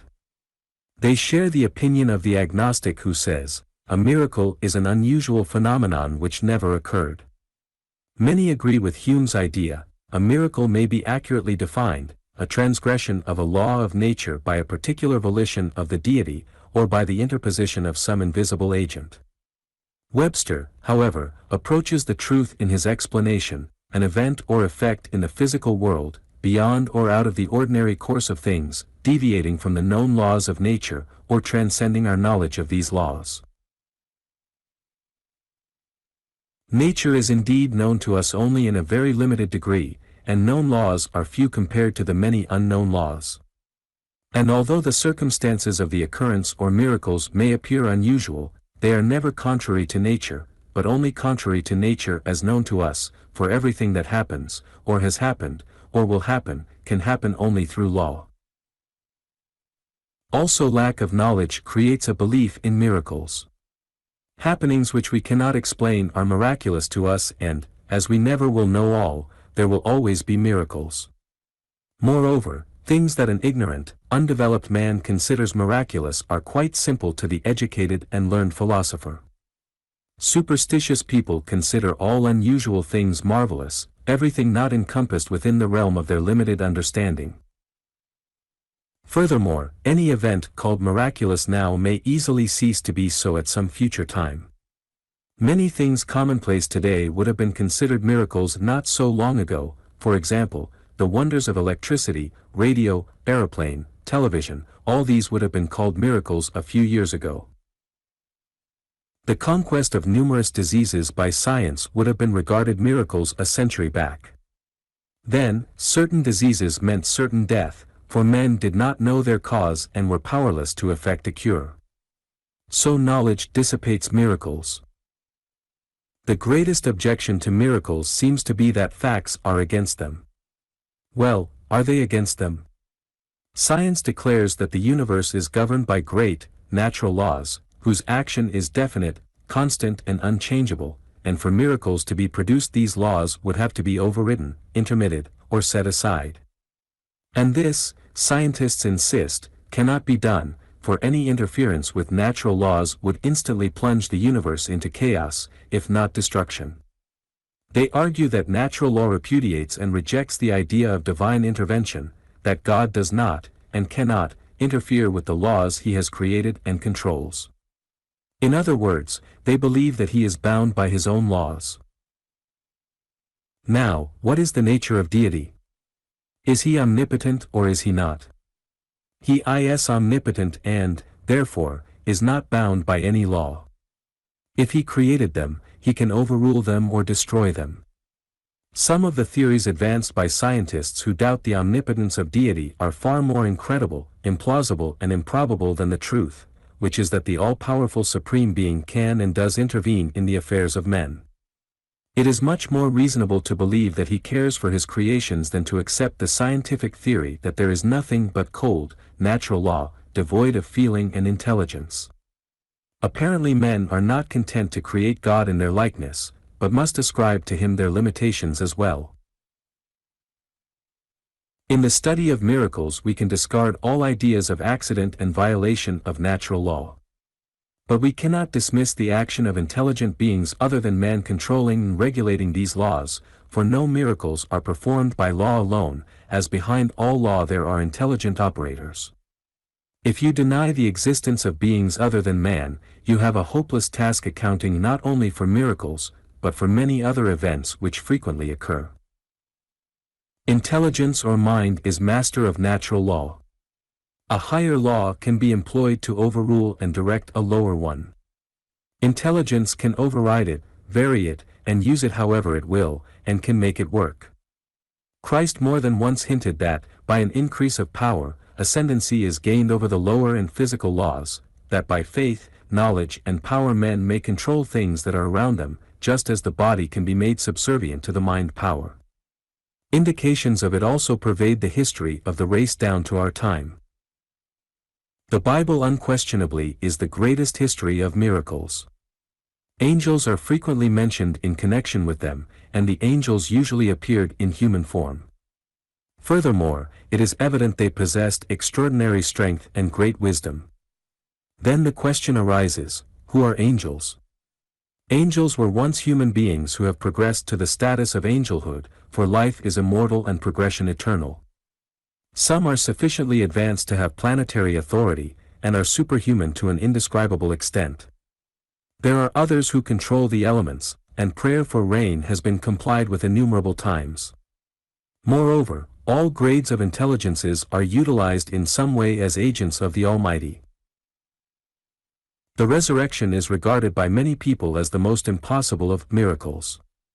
However, this event was not at all miraculous, but some of its interpretations certainly are. Why should anyone think it incredible that Christ rose from the dead? Nothing unusual about it. All people rise from the dead. No soul ever inhabits a grave, crypt or tomb, but at death discards its material garment and rises in a spiritual body and continues life elsewhere. What makes the resurrection take on the nature of a miracle, as defined by Hume, a transgression of the law of nature, is due to men's ignorance of their true nature. If a man die, shall he live again? This question has been pondered throughout the ages by all races of men. In the first records of any nation at all civilized or cultured, we find they believed in immortality. The Egyptians were among the first to furnish us with knowledge of this subject. Their architecture gives evidence that they believed in the life beyond. So do their mummies, which are still in a preserved condition. In fact, all ancient races possessed this truth which, in time, was lost to the masses or distorted, but always a few have kept this knowledge alive. The minds of the untutored of every race could not conceive the idea of the life of the immortal soul as separate from the physical body. Hence, we have the embalming, pyramids, different methods of preserving the body, as once again, they believed it would be the dwelling place of the soul. The same thing happened to the doctrine of the Christian religion. The rising of Christ from the dead was considered a physical resurrection, and even today there are people who firmly believe he resumed his physical body when 3 days later he appeared to the Marys and his disciples. But, contrary to this belief, Jesus rose in his spiritual body, clothed himself with a temporary materialized body for the purpose of identification. In no other way would the doubting Thomases have recognized him. He walked the earth 40 days in this body. Though material, it was so ethereal that he appeared suddenly in their midst. He appeared in another form, the doors being shut, and he also, says the evangelist, vanished out of their sight. This power of materialization did not end with Christ. It still exists at the present time and has been witnessed by many. Every event and every act in the life of Christ were in accordance with natural law. All his life he taught the truth of immortality and, after his crucifixion, demonstrated it by appearing objectively to many people. Nothing unusual about this. Many people have done the same. Many departed souls have appeared to relatives and friends before the burial of their bodies. We know of instances where they returned within several hours after severing connection with their material forms. But no soul ever again assumes the physical body after death, for that, saying nothing about its impossibility, would be raising the body only to die again. The reference is to reclothing the spiritual body in such materialized garments as to be visible to the physical eye. At the time of the crucifixion many spirit entities clothed themselves, or materialized, and appeared in Jerusalem.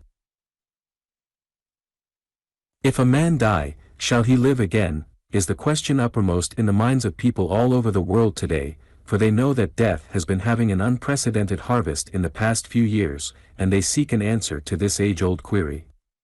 Hundreds of thousands of American boys have been slaughtered on foreign soil. Their blood has mingled with the blood of the youths of other nations on the battlefields of hate and greed. The slaughter has been something the like of which the world has never seen, and so has the suffering, for those who went to war, for those who returned crippled, diseased, maimed and blind. But those who live to mourn will suffer the most. And, on the eve of their departure to the unknown country, multitudes of young men think deeply and ask themselves many questions, questions relative to life and death. They ask, what manner of life awaits us over there? Or is this ghastly, horrible world all we shall ever know? Is life to end abruptly before we ever have an opportunity to live? Or are there other worlds where better living, saner adventures may be had?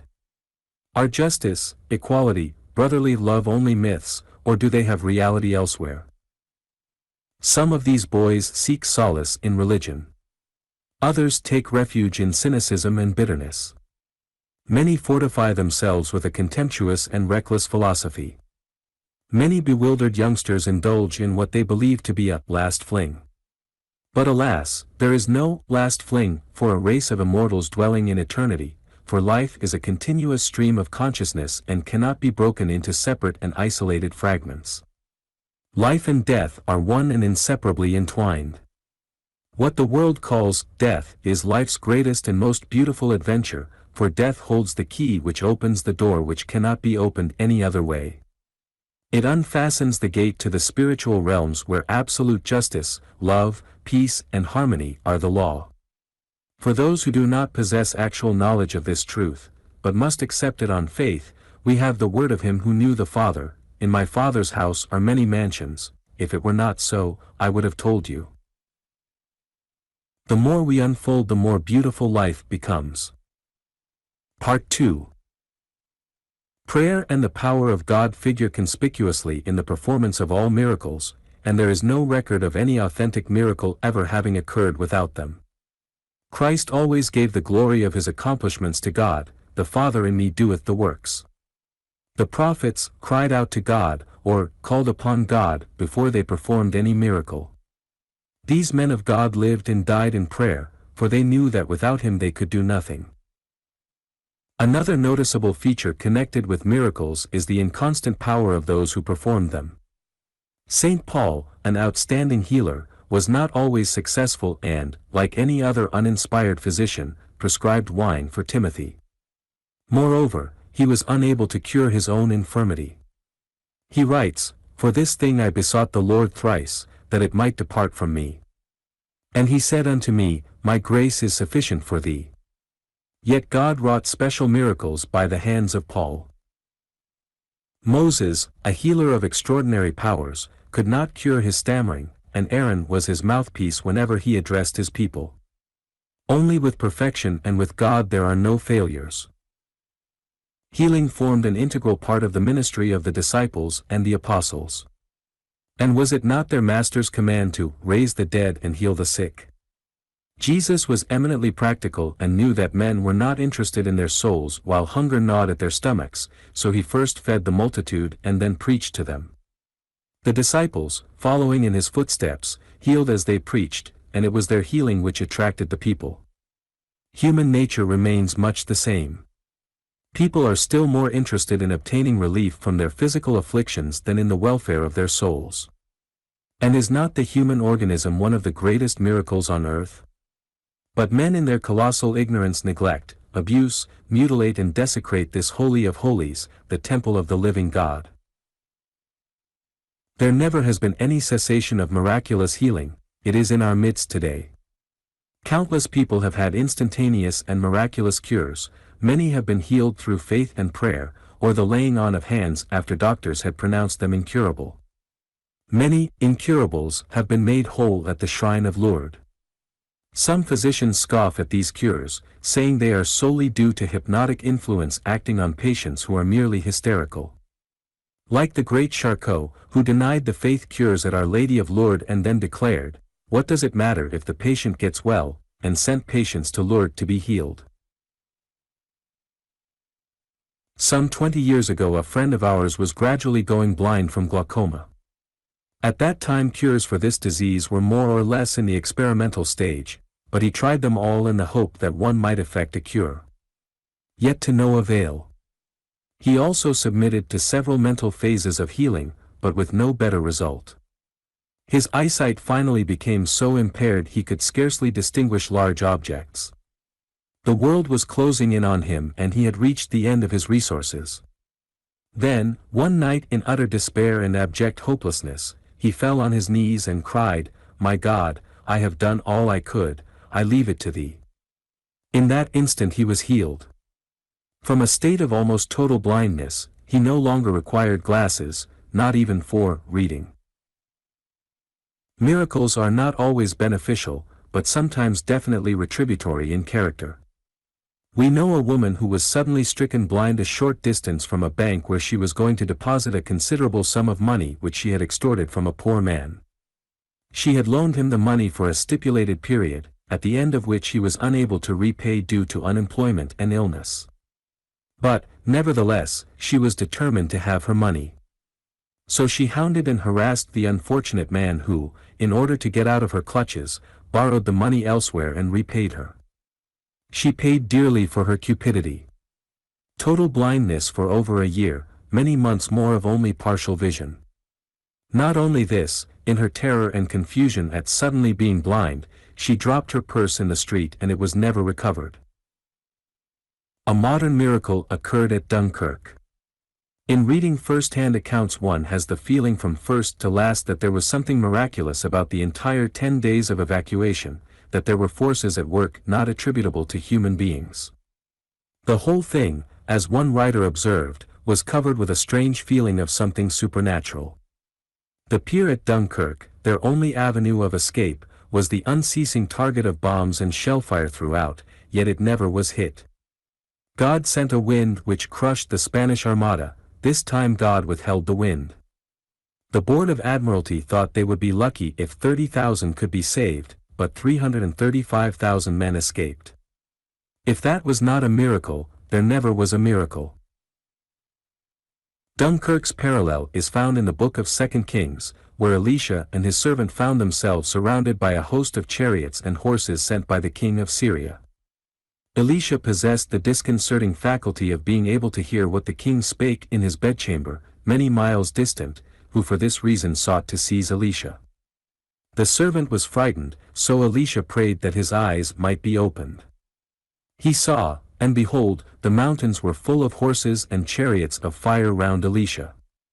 They that be with us are more than they that be with them. Then Elisha blinded them and escaped from the city. The rescue of Rickenbacker and his men has indications of miraculous elements. Furthermore, 5 who were atheists did not come back atheists. Persons who have known such close escapes from death are not apt to deny either miracles or the power of God to act in the affairs of men. How often people say, "That certainly was a miracle." They had missed a boat or train that met with an accident and loss of life. They were detained from keeping an engagement and, in doing so, avoided danger. Sometimes we are impressed to do certain things, or we have hunches to walk on another street, or avoid a particular place, and discover in doing so we avoided injury or disaster. Most people have miraculous escapes of which they are not even aware, for in truth, God has appointed his angels charge over us, and they, seeing more clearly, warn us of dangers of which we know not. Then some remonstrate, but why should only some people be singled out for divine protection? All people are under divine protection, but, unfortunately, not all are sufficiently sensitive to catch the subtle thoughts of warning. And then how often people admit they received impressions and premonitions to do things, or act in a certain manner, but refuse to follow and profit by them, invariably to their sorrow and regret. Few miracles have exercised such fascination upon the human mind as the miracles of the philosopher's stone and the elixir of youth. Throughout all ages people have been interested in the prolongation of physical life and the transmutation of the baser metals into precious metals. Transmuting iron into gold was, and is known to the adepts, but there is another power, transmuting base, low qualities into noble and high ones. This philosopher's stone is in the possession of all men, but how few value it or use it. The secret of the elixir of youth is known to those who have attained an advanced degree of development, and such individuals have the power to prolong life in the physical body far beyond the average age. This they do whenever it is necessary to complete a mission or perform a task, which requires their functioning in corporeal form. But they extend life at its prime, and not in old age. Like Moses, who lived to be 120 in full vigor nor was his eyesight dimmed, these persons retain their mental and physical vigor to the end. Another miracle dawning upon the horizon is the discovery of the unseen world. It is destined to become like a newly discovered continent. We shall see its inhabitants and we shall hold communion with them, and we shall marvel how many thousands of years could pass with our being in ignorance of their existence. Then immortality will no longer be a question of faith, conjecture or theory, but every man will know definitely that life follows life and that death is a condition that has never existed. People do not all die at the same time, nor do they all arise at the same time. 8. Equality. There is a story told about an old Spanish peasant who for years had heard people talk about equality, but in the village where he lived he never saw any evidence of it. Nevertheless, he was confident that something of which so much was said must have existence somewhere, so he went in search of it in other provinces and countries. He traveled extensively but was unable to find any more equality elsewhere than he had at home. So he finally came to the conclusion that those who spoke of equality had reference to the other world. Many people are of similar opinion, that so far as this life is concerned equality is either a myth or a vague ideal. However, opinions and appearances to the contrary, equality is neither a myth nor a hazy ideal, but a reality here and now. The divine truth of man's equality has been taught by the loftiest souls in every age, but God decreed it long before they ever expressed it. And we know of nothing which conflicts with the sublime axiom of equality except theories of men, some of which are entitled to respect, but are incapable of bearing the test of reason. You ask, where is there any equality between rich and poor? Illiterate and educated? Fool and philosopher? Mediocre and talented? Servant and master? Subject and king? Saint and sinner? Man and angel? These all stand upon one common ground and form one eternal chain extending to the throne of the Most High. And no one has ever been able to prove, with any authority other than egotism and ignorance, that some links in this chain are unequal or inferior, although in this artificial state of society many labor under this delusion. The first major source of the delusion of inequality is due to people confounding it with inequity. These are, however, as far apart as the poles, and resemble each other no more than do justice and injustice. Men have unequal opportunities for earning a livelihood, obtaining life's necessities, acquiring an education, culture and leisure, making provision for their families, illness, unemployment and old age, but inequity does not presuppose inequality, for equality is a law of nature analogous to equilibrium and can neither be disturbed nor destroyed by any act or invention of man, although selfish interests may temporarily conflict and interfere with justice. Then, from whence arise the vast disparities seen among men, the tremendous differences in ability, intelligence and morality? The answer is soul age. Men are on different rungs of life's evolutionary ladder, manifesting diverse degrees of unfoldment, and never on earth or elsewhere will all men be on the same level of mental, moral and spiritual development. It is commonly believed that the fall of man was a completed and collective process.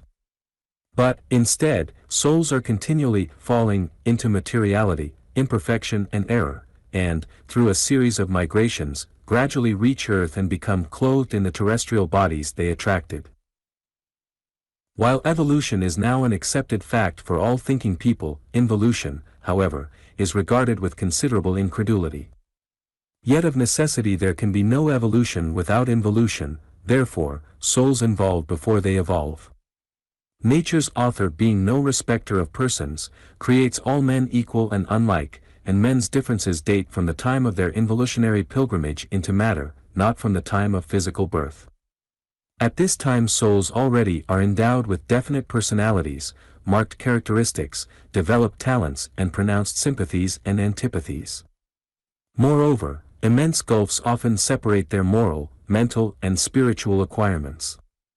As all men are dissimilarly but equally endowed, what is possible for one is possible for all, not contemporaneously, but eventually.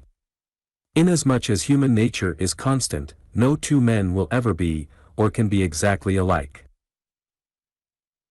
Homogeneity prevails among unevolved people, while heterogeneity distinguishes the advanced, for the more highly developed a man becomes, the more unlike he is from the mass group. Man's differences and individualities unfold until perfection has been attained, at which time he returns to the Father, becoming one with him. But oneness with the divine does not imply annihilation or absorption, but a merging of consciousness and capabilities. There is still another cause for men's disparity, other than difference in their soul age, and that is determined by themselves. We know that all souls do not make equal progress. Every sphere of life has its loiterers, shirkers, the clever, who think they can get something for nothing, and the weaklings whose main ambition is to shift responsibility on others. Then there are the diligent, conscientious, ambitious, who utilize time and opportunity for advancement, forging ahead through labor and service. Naturally, in the next expression of life, the disparity between them will be even more apparent. Inequality and inferiority are delusions afflicting juvenile minds and, in the higher realms of thought, none of this nonsense persists. Humbleness replaces haughtiness. Men of high moral and spiritual development know it is ridiculous to consider their younger brothers as unequals, and they extend a helping hand, just as those above them also render their aid. There is no pinnacle so high but that loftier ones are yet to be attained. No man is on the last lap of the evolutionary process, but is united to a larger whole. The saint in his infancy may have been a sinner, and the savage may one day become a philosopher. Evolution is a continuous and not a completed process. Inequity, the product of undeveloped minds, has filled the world with untold sorrow and suffering.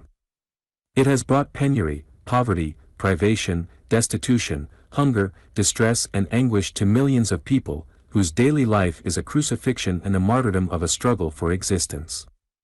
For this is an age of avaricious rapacity and sordid covetousness, an age of hypocrisy and commercial traffic, where the great ambition of men and nations is to try to overreach and rob the other half. On every side are avarice, lust, greed, selfishness, unkindness, mercenary cupidity, and the iron hand of insatiable power, which, under the mask of principles, commit all manner of atrocities. Human life has no more sanctity than that of insects. Wholesale slaughter has become the outstanding profession, and wholesale killers the outstanding personalities. Yet, strangely, there are those who believe such an order of life is worthy of perpetuation. Recently, a short-sighted editorialist in his defense of this system opined, "What will happen to the institutions for the poor, if the rich, through excessive and unjust taxation, will no longer be able to contribute to their maintenance?" We ask, why continue their maintenance? Why not abolish them by eradicating their cause? Why are these monuments of man's degradation of man necessary or even tolerable?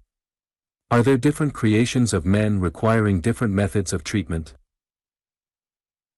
Thoughtful and spiritual men well know why our prisons, almshouses and insane asylums are overflowing, and also well know it will never cease to be until the race is dominated by other motives than selfish profit.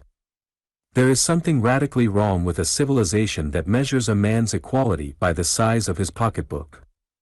We can have no ideal society or better world until men are governed by brotherly love instead of selfishness and greed. Just as nature's ways are equal, so must become the ways of men.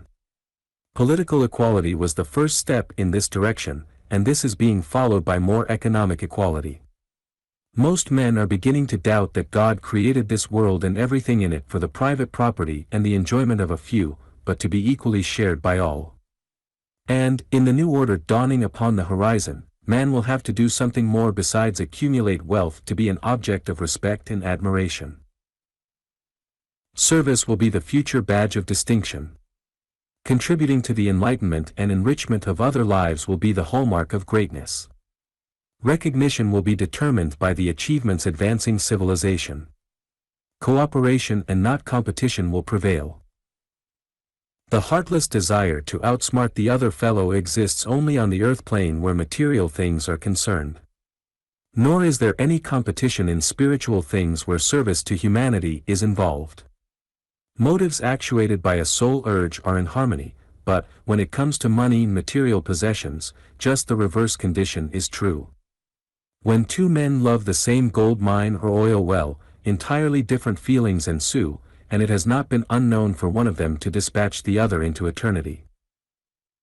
The world's masterpieces of literature, art, science and music were not created through the force of competition. It was the love of the work the artist was doing, or the desire to benefit humanity. Milton, Dante, Shakespeare, Emerson, Plato, Wagner, Brahms, Beethoven, Michelangelo, and a host of other great men were not trying to compete, and whether or not they accumulated wealth was a matter of minor concern. We know some of them died in poverty and yet, today, are immortal. Who ever achieved lasting fame because he monopolized a large portion of the world's money? If such a one is remembered at all, it is with thoughts of pity and contempt for his greed and avarice. Who ever heard of a scientist discovering a cure for a dread disease or alleviation of pain and then locking it in a vault? Who ever heard of an inventor keeping his invention for himself and members of his family? They give them to the world and share them with all humanity. They know that what benefits one benefits all, for all the human race is one large family indissolubly linked together. While the greatest of contests is life, the greatest of clarifiers is death, for on the threshold of eternity all men realize that equality is a law of divine justice. King and subject, prince and peasant, high and low, rich and poor, stand before the same tribunal and are judged according to their intrinsic worth and the service they rendered on earth. Rank, position, power and possessions count for naught, only spiritual riches enter the kingdom of God. For equality, like all natural laws, is constant, uniform and universal, and cannot be abrogated or suspended during earthly existence. People do not change their character when they change their address. 9. Affinity. Affinity is the force which keeps bodies together without any visible bonds and is inherent in all existing things. It is analogous to gravitation and acts on every particle of matter and spirit, hence it is not confined to our planet, but the worlds throughout space are linked together by these bonds of mutual attraction, which, interweaving in every direction, make the universe a whole. We are bound to them and they to us. Its action is perhaps best understood in the mineral world, for in the study of chemistry you find it absolutely impossible to combine certain chemicals, they simply refuse to be combined. There you encounter its opposing law, the force of repulsion or antipathy, for certain chemicals, like certain individuals, have affinity for one another, while others have only antagonism. In the human species the manifestation of affinity is chiefly physical, occasionally mental and, in rare instances, spiritual. On the physical plane, its action resembles that of chemical affinity, with this difference however. Chemical affinities in atoms are permanent and changeless. If you separate the atoms, they still maintain their affinities and, when again placed in the same relations, will manifest the same attractions. For example, the chemical affinity between sulfur and gold will forever be the same. It existed in the beginning, it will exist in the end. But magnetic affinities, unlike chemical affinities, are not permanent. Their special attribute is change, and their attractions are merely temporary, soon wearing out, and when once exhausted are never renewed. These affinities, or a movement of the material atoms which compose the human body, are brought into the presence of another set of atoms for which they have a powerful affinity, and impress upon their subject that irresistible sense of attraction which is often mistakenly called love. The affinities which draw two people together almost always end in depolarization, then ensues coldness, neglect, indifference followed by dislike and even loathing. Hence, it is that most affairs that are based on mere physical attraction have ended, and will continue to end, in the intense repulsion which sometimes impels the one to destructive measures to rid himself of the one who no longer attracts. Crimes of passion are so common that rarely a day passes in which they are not committed. Whence arises the mysterious and inexplicable affinity or antipathy immediately felt at the first meeting of certain individuals? To some people we feel akin as if we had known them before, while others instantly repel us. We have heard people say that the antipathy they felt towards certain persons was so strong they could not bear to be in their proximity. Not long ago a man told us that his son irritated him beyond measure. When the youngster was injured, necessitating the father visiting him, it almost made him ill to remain in the room with him for only a few minutes. And he knew the antipathy was mutual. Yet the boy had no obvious reason for hating his father, such as might be engendered by severity of discipline. The mother had charge of that and he idolized her. When antipathy is immediate and instinctive, it frequently antedates physical birth. In the mystery of birth, we tried to explain that the soul is not new on its arrival, but has lived previously elsewhere. During its anterior existence, relationships and associations were formed, some of which are being continued on earth. The soul, having a language and memory of its own, intuitively remembers and recognizes ancient friends and foes. It is not unusual for old enemies to be born in the same family, thus accounting for the intense hatred often existing between relatives. The intellect is not aware of the reason for the animosity, but the soul is fully cognizant of the cause. It has often been said that first impressions are lasting and correct. This is true. When we feel intense aversion towards any person, it is wise to avoid him. This does not necessarily signify that such people are evil or unethical, but it does mean that, for us, any association with them would be neither fortunate nor profitable. Attraction is the soul's polarity and it is beyond the power of the intellect to change it, therefore, we cannot compel ourselves to love people for whom we have no affinity, irrespective of any admirable qualities they may possess. Just as we established relationships before we came to earth, we now are initiating others, some of which will be renewed in the future life. Hence, the paramount importance of exercising care in forming associations, for, until every vibration of love or hate is exhausted, we will continue to meet these individuals again and again. That one mind can obtain undue influence over another mind is well known, for such experiences are common enough. Those liberally endowed with animal magnetism often exercise the same hypnotic effect on their victims as a snake on a bird. Confidence men, unscrupulous salesmen, and those who prey on the weaknesses of their fellow men use the power of attraction to gain their ends. There are many unholy alliances where the weaker personality vainly struggles to free himself from his enslaver. In Somerset Maugham's Human Bondage we see such a relationship. Children, too, have pronounced affinities and antipathies, but unlike their elders do not resort to hypocrisy and deceit. They are honest and sincere in their likes and dislikes, often embarrassingly so. Likewise, animals never feign affection when they hate each other, and they can tell instantly through smell whether attracted or repelled towards one of their kind. If repelled, they promptly start to fight or walk away. Some animals in their native state are natural enemies and infallible instinct warns them of their approach and impending danger. Affinity is the mind's law of attraction, and that we gravitate to where we belong is a truth recognized by proverbs of every country. Like attracts like, birds of a feather flock together, water finds its own level, show me your company and I'll tell you what you are, all have reference to this universal law, for the mind is a magnet and draws to itself all things of like nature. We cannot attract that for which we have no inner response, no more than the needle of the compass can point in any direction except north. If one attracts undesirable people or uncongenial conditions, he should give himself a careful analysis and find out why he attracts them. Often the cause will not be visible on the surface, its manifestation may greatly surprise him, but somewhere in the subconscious mind the seed was sown and this must be uprooted before any outer change can occur. Changing positions, localities and environments accomplishes not so long as the inner response remains the same. For the thing which I greatly feared has come upon me, lamented Job. Of course it did.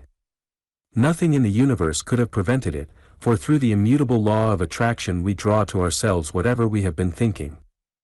All thoughts eventually assume objective form and we then are surrounded by our mental creations. We can attract friends, health, wealth, success, happiness, or we can draw to us their opposites. One often hears persons say, when speaking of unfortunate events, I knew that was going to happen, or I expected to have bad luck. Their expectant attitude coupled with fear attracted and later materialized the conditions. Affinity is the cohesive force of all associations, and on the mental plane draws together people with similar ideas, ideals, interests, and ambitions. Professional, artistic, literary, musical, and scientific people have their clubs and organizations. Like attracts like is the law throughout every sphere of life. Honest men are not attracted to dishonest, educated men to uneducated, clean men to unclean, nor pure minds to impure. People frequently ask, are husbands and wives reunited after death? If they love each other they are, otherwise not. On earth affinity manifests mostly on the emotional plane, but in the spiritual realms it is the law, and no people remain together long unless there is mental and spiritual affinity. Blood relationships sink into insignificance and attraction governs selection. Where there is love, there is no death. It is life that separates souls, death only separates bodies.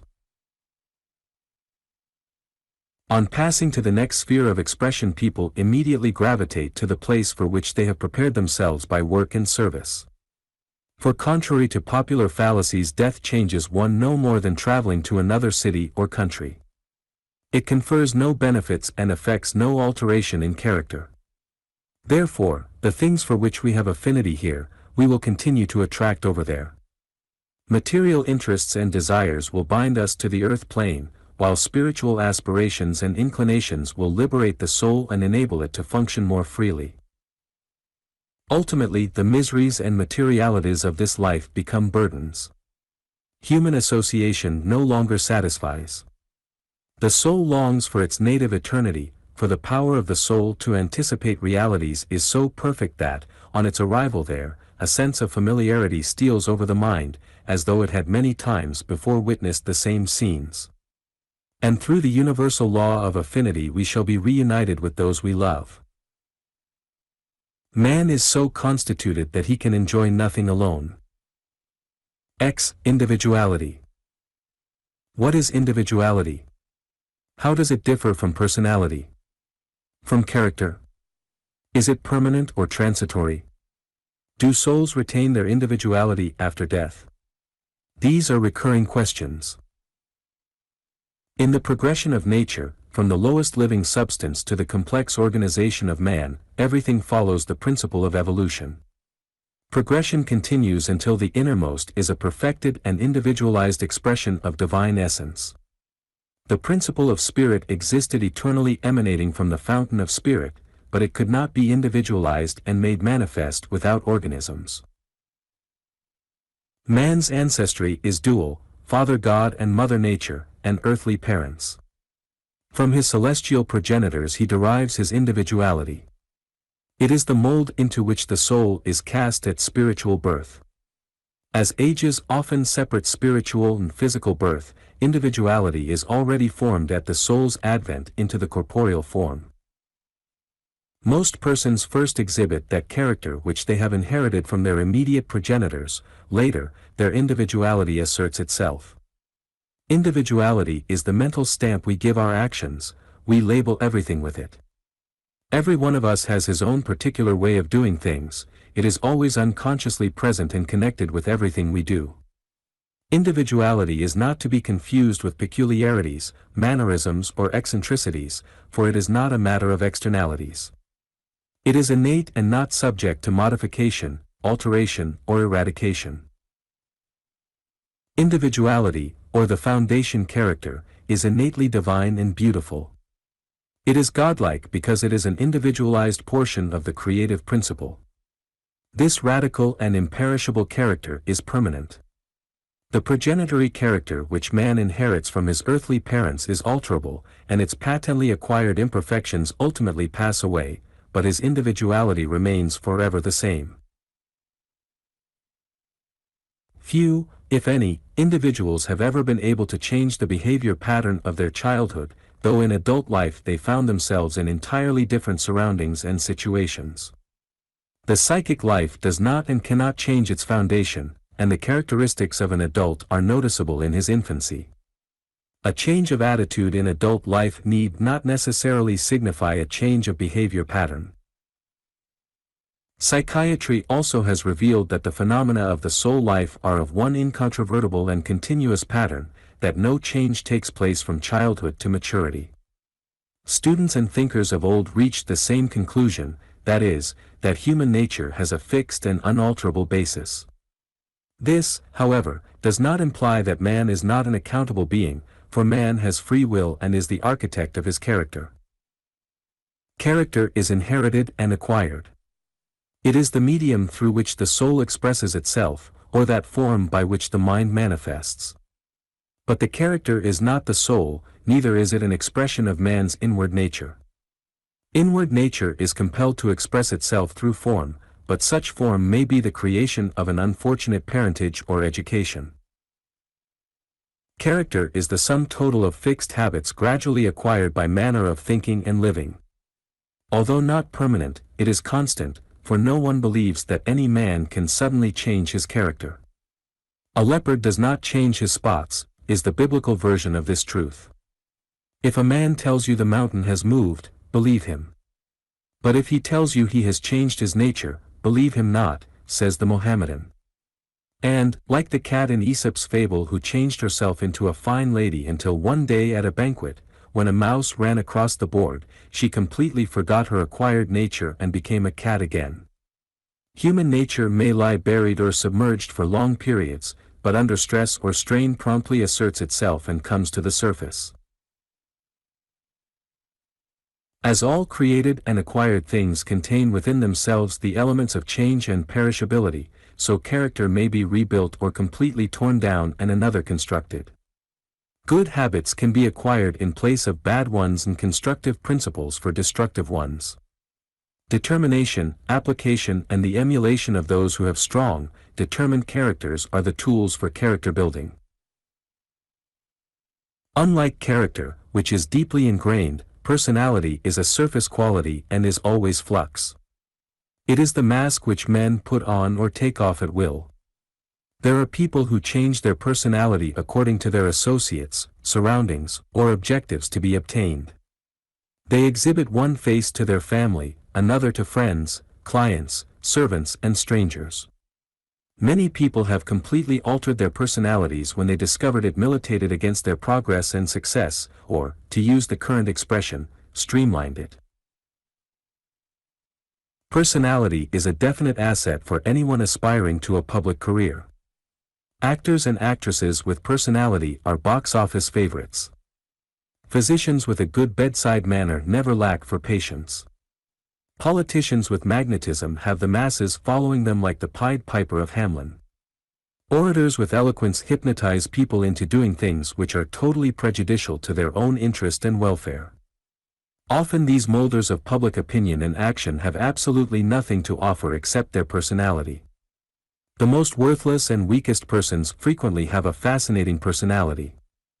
The minds of the masses lacking discrimination mistake glitter for gold. Success is achieved by developing one's innate aptitudes and abilities, and not by imitating others. No one is intended to be a mere copy of someone else, but someone different and unique. Those who have accomplished the most and left an abiding imprint on human life are those who dared to be different.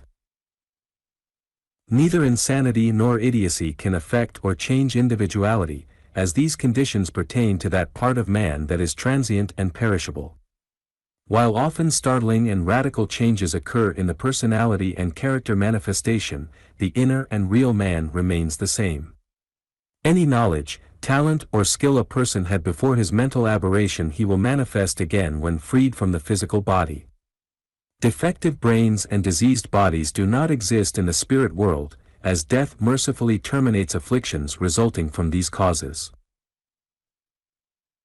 But neither death nor the grave can cleanse the spirit of certain characteristics which adhere to it. The different races preserve a residue and for many periods continue to manifest these differences. Ultimately, however, divergent races converge and assimilate, acquired and racial characteristics disappear and the universal consciousness is accepted.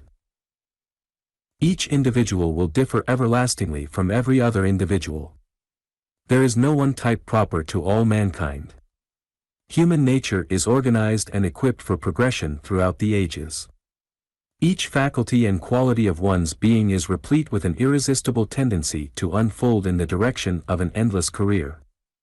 Each individual will be developed in the likeness of its own interior character bequeathed by Father God and Mother Nature. There will be greater differences than we now have any idea of. We never have been the same and we shall be more different with the centuries.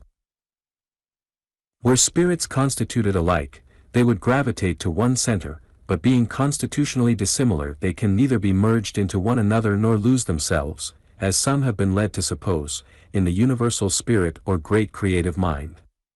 You will not lose your individuality on passing over, you will know and be known by parents, children, friends and loved ones. Such recognition is the principle of the law of affinity.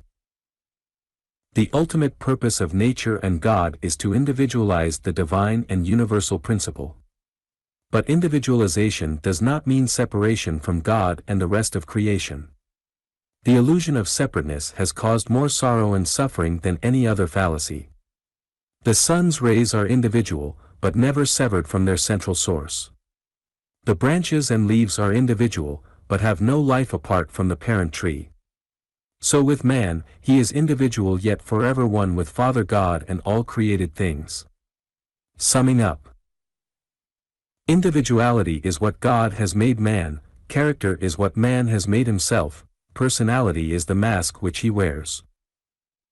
Life's hardest battles are waged within the human breast. 11. Reality. All reality exists in the mind. The outer phenomenon, that which appears, is only its outer expression. The visible universe is the reflection of the invisible, says Plato. Unless a thing is apparent to the five bodily senses it has no existence, says the materialist. Let us examine these two divergent viewpoints and endeavor to ascertain which is in possession of the truth. What is it which has discovered the laws of all solid, measurable things of earth and sky? It is the mind. Upon what do they rest ultimately? Upon an idea. They are thought realized. But what is an idea? It is that which the mind sees. But can the mind see that which is not? No more than can the eye.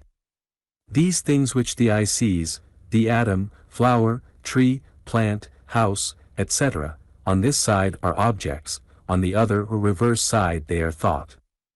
Which is the reality, the invisible idea or its external form? The spiritual origin of all things was uppermost in all Plato's thoughts. His doctrine may appear ambiguous, but in reality nothing in the universe is less obscure.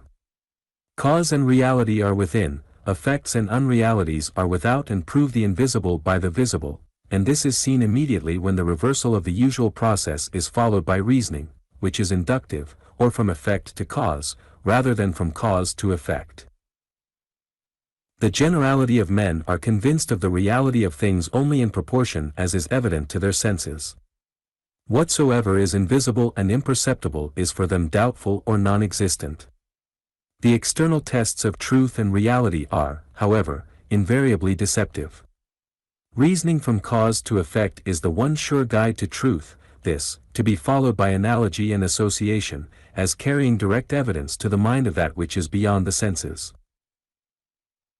In order to understand life it is necessary that men should comprehend this great truth of reality, that nothing exists in the outer world except as produced and developed by an interior essence, of which the exterior is the representative. The arts and sciences demonstrate the truth of this principle, the divine pre-existent idea of every material manifestation. For example, the artist first sees the picture in his mind before painting it on canvas. Then sometimes the objective result is so inferior to the original one he saw mentally, that he destroys it and creates another. Which is the reality? The reality is the indestructible model existing eternally in the mind's substance. Composers first hear their symphonies and operas in their minds before transcribing them on paper. They, too, experience difficulty in embodying the sublime melodies in concrete form. But the immortal score they heard with their inner ears exists eternally in the celestial realms, the home of all music and all ideas. General knowledge of the reality and force of ideas would revolutionize the world.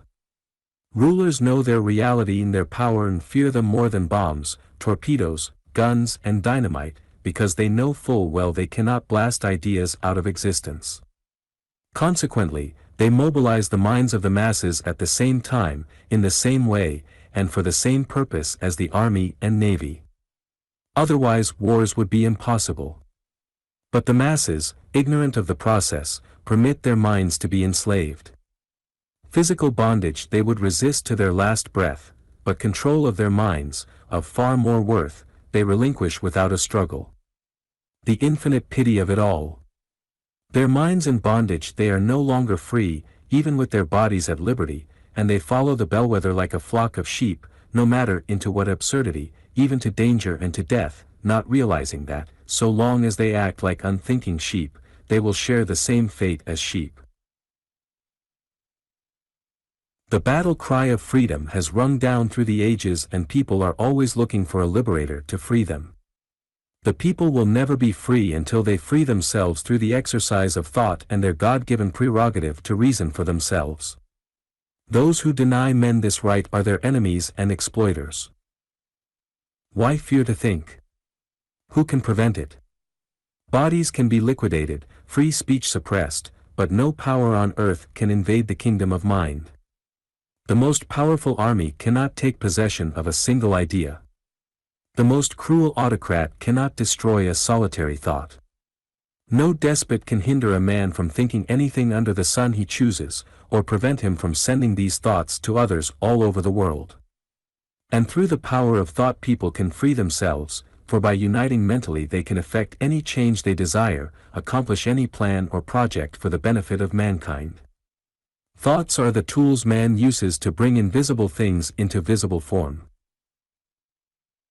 The incontrovertible fact that nothing which truly affects man is capable of being measured, weighed, or calculated is further proved by memory. What is memory? It is seeing with the mind's eye the events of the imperishable past indelibly engraved on the etheric substance. If the past were not recorded, how could we see it? No reality has more power than a memory that taunts and haunts us with thoughts we would fain obliterate forever. People cross oceans and continents hoping that, in a new environment, they may be able to forget, but they soon realize memories are not left behind with their material possessions. Like their shadows, memory pursues them to the end of the earth and mocks every attempt to elude it. It even defies and survives the grave, as death effects no change save dissolution of the worn-out physical garment. What is the initial cause of the formation of many narcotic and liquor habits? Not desire for, or liking of, drug or drink, but the effect which they produce, temporary oblivion, forgetfulness, an avenue of escape. Escape from what? Realities too painful to be borne. And where exist these torturing realities which drive people to such desperate and destructive acts to obtain alleviation? In the mind. It is all in their mind, people frequently say when others are in pain. Very true. Unless it were in the mind it could have no reality, as there is no feeling or sensation in the body of flesh. Money is the only reality in this material world, say the practical people, and proceed to turn life into it. For does not money command the labor of their fellow men, enable them to live in luxury and comfort? Does it not buy palaces, rare jewels, expensive cars, fine clothes, costly viands, priceless art? Does it not command power, affluence, and votes for public office? Yes, money buys all these things. It buys just about everything except love, loyalty, friendship, devotion, respect, happiness, health, peace, a passport to heaven and God. Occasionally people ask, since money is not the coin of the heavenly spheres, what is the medium of exchange? There is only one medium of exchange, and that is service.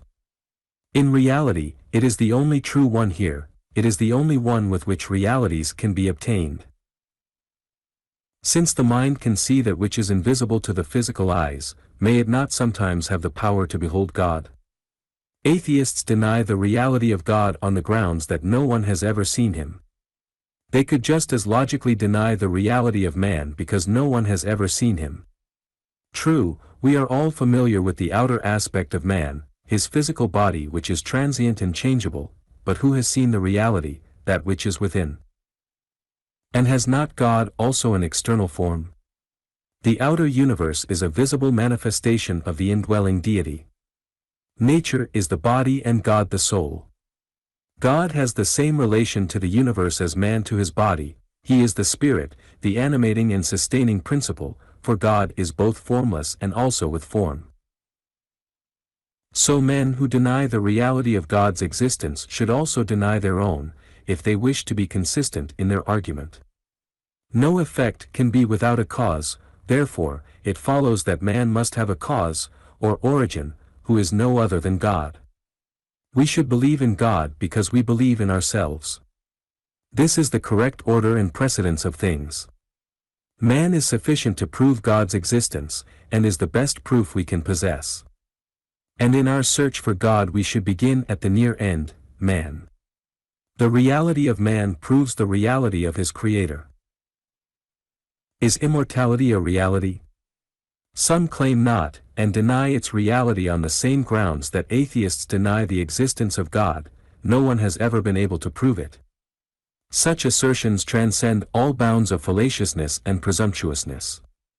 Obviously, persons undertaking to speak for all the swarming millions that have lived and are now living on earth do not but advertise their dense ignorance. Instead of proclaiming that no one has ever been able to prove it, they should confine their statements to themselves and to their group of friends and acquaintances.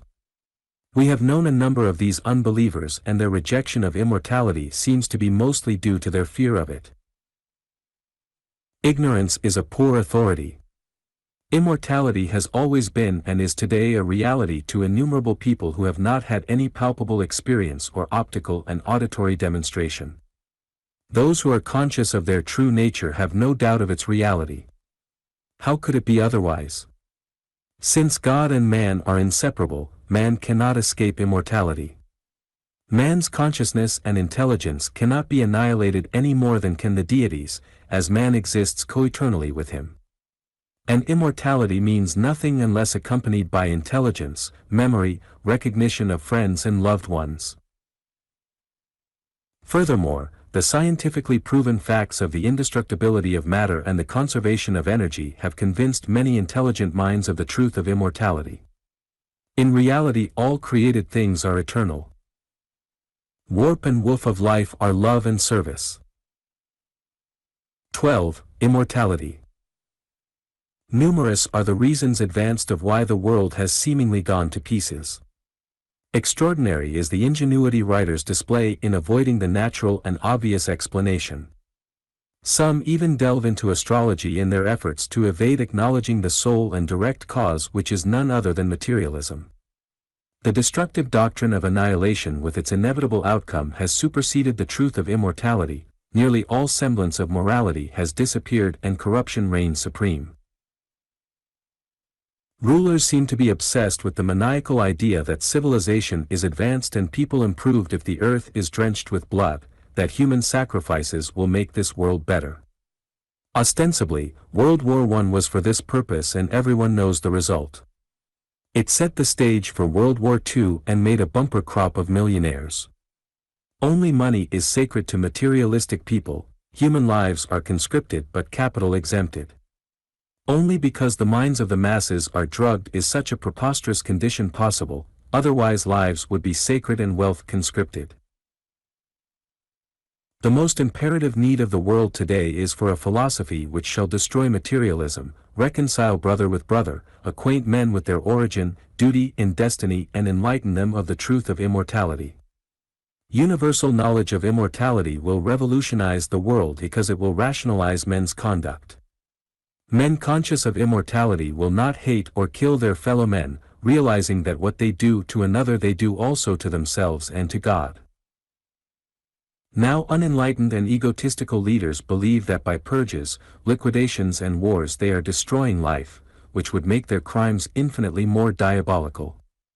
They are worse than cannibals who believe that mankind is bred to be eaten, or lords think men exist to be slaughtered for their aggrandizement and power. Battalions they send to death for a piece of real estate. The loss of thousands of men they consider negligible, but surround themselves with bodyguards. This callous indifference to loss of life arises from their ignorance of a future life where a higher law and court of justice are encountered. If they had an inkling that, in the hereafter, they will be held accountable, they would speedily alter their conduct and settle their stupid disputes in a different manner. And when this knowledge becomes general, as it will, their power over life and death will end. People are beginning to question, with considerable doubt and suspicion, the divine right of kings and rulers to conscript the life and freedom of their fellow men. Did they derive it from on high or usurp it from the people? What right has anyone to deprive millions of souls of earthly expression? The physical body is the temple of the living God, the dwelling place of the immortal soul, and was given by God for its terrestrial expression. Destroying the body, whether one's own or that of another, is a sin and must be expiated. And murder is still murder when committed by thousands or millions, with the consequences increased proportionately. Many people wonder if adequate punishment exists for those responsible for making slaughterhouses of their countries, filling hospitals with the maimed, crippled, blind and insane, creating incalculable sorrow, suffering and moral disorder. They need have no qualms on this score. God is neither mocked nor cheated. While rarely, if ever, are rulers brought to justice on earth, there is a hereafter, a place of stark reality where all men reap as they have sown. Death wipes out no deeds of infamy, cruelty and murder, but the instigator comes face to face with their consequences. As everyone knows, or certainly ought to know, the law of cause and effect is not terminated at death, but is eternal in duration and universal in scope, eventually bringing to all their just deserts. Divine justice is administered through this law, and both evil and good return to their originator. Just as in the realm of physics action and reaction are equal, so on the moral plane cause and effect are equal. When death comes to the liquidators, how will they greet their victims? And meet them they surely shall. Terrible are the consequences of murder. Through long centuries the cries and curses of the slain will ring in their ears. Faces glaring with hatred and mockery will constantly be before them, oceans of blood filled with ghastly corpses from which escape will be impossible. There will be no surcease from remorse, no peace for their soul until reparation has been made. Dante in his Inferno gives a graphic and accurate description of the fate of such as these. Not a pleasant future to contemplate, nevertheless it is not the doctrine of fear but the gospel of truth. Not for naught are so many prayers said for the souls in purgatory. However, men themselves are responsible for their future condition and not some arbitrary being. In Mystery of Mind, we mentioned the Akashic, life's imperishable record. This record is both man's judge and executioner. There is no tampering with this document, no judge or lawyer can fix it for you. One's secret history is told wordlessly and is forever known, the details of earth life are understood, all one's acts and their far-reaching consequences. Man sees what he has thought, wished, spoken and done without any palliating or extenuating excuses. Happy for us if we live so we can leave this world in good spiritual circumstances. The first experience on entering the land of silence is usually seeing those who have preceded you. Quite often the nearest and dearest of all greets the newcomer and perhaps has long been awaiting his arrival. Hence, the expression of peace frequently seen on the face of the departing one. At death the soul returns to its Father's house, the home from which it has too long been absent. Death is life's most beautiful adventure and is reserved for the last. Life over there is not so different from life over here, for it is a world of activity, labor and service, with every opportunity for realizing one's dreams, hopes and ambitions, continuing and perfecting interests and studies, and completing plans which perhaps were only commenced on earth. It is a land of eternal development and progression, and not a place of eternal idleness, stagnation, sleep and rest. Many believe that after death all is different with the individual. There never was a greater mistake. One neither gains nor loses through the episode of death. After death man assumes his spiritual body, which has senses corresponding to all the external ones, and this body is beautiful or ugly as was the life the soul lived on earth. Those of great spirituality are dazzling and beautiful in appearance, while those who are unevolved or evil are dark and hideous. Here in this earth life the robes of honor are frequently worn by dishonorable men. In the next life it will not be so. The light from the temple within will clothe itself with a corresponding exterior. If our spiritual bodies are composed of goodness and truth, we shall be clothed with pure robes. But if they be composed of selfishness, vanity and evil, which are the errors of life, we shall be clothed with the filthy rags of impurity. There are no variations to this law. There is a gradation or caste in the next world just as marked as among the dwellers of earth. But over their caste is determined by mental and spiritual acquisitions, here, mostly by material possessions. On earth, men are respectively worth so many thousands or millions of dollars, in fact, they often are well nigh indistinguishable from their bank accounts. Here is injustice, there is absolute justice. Space and time, as understood by us, are unknown in the four-dimensional world, and spirit people have incredible freedom of movement.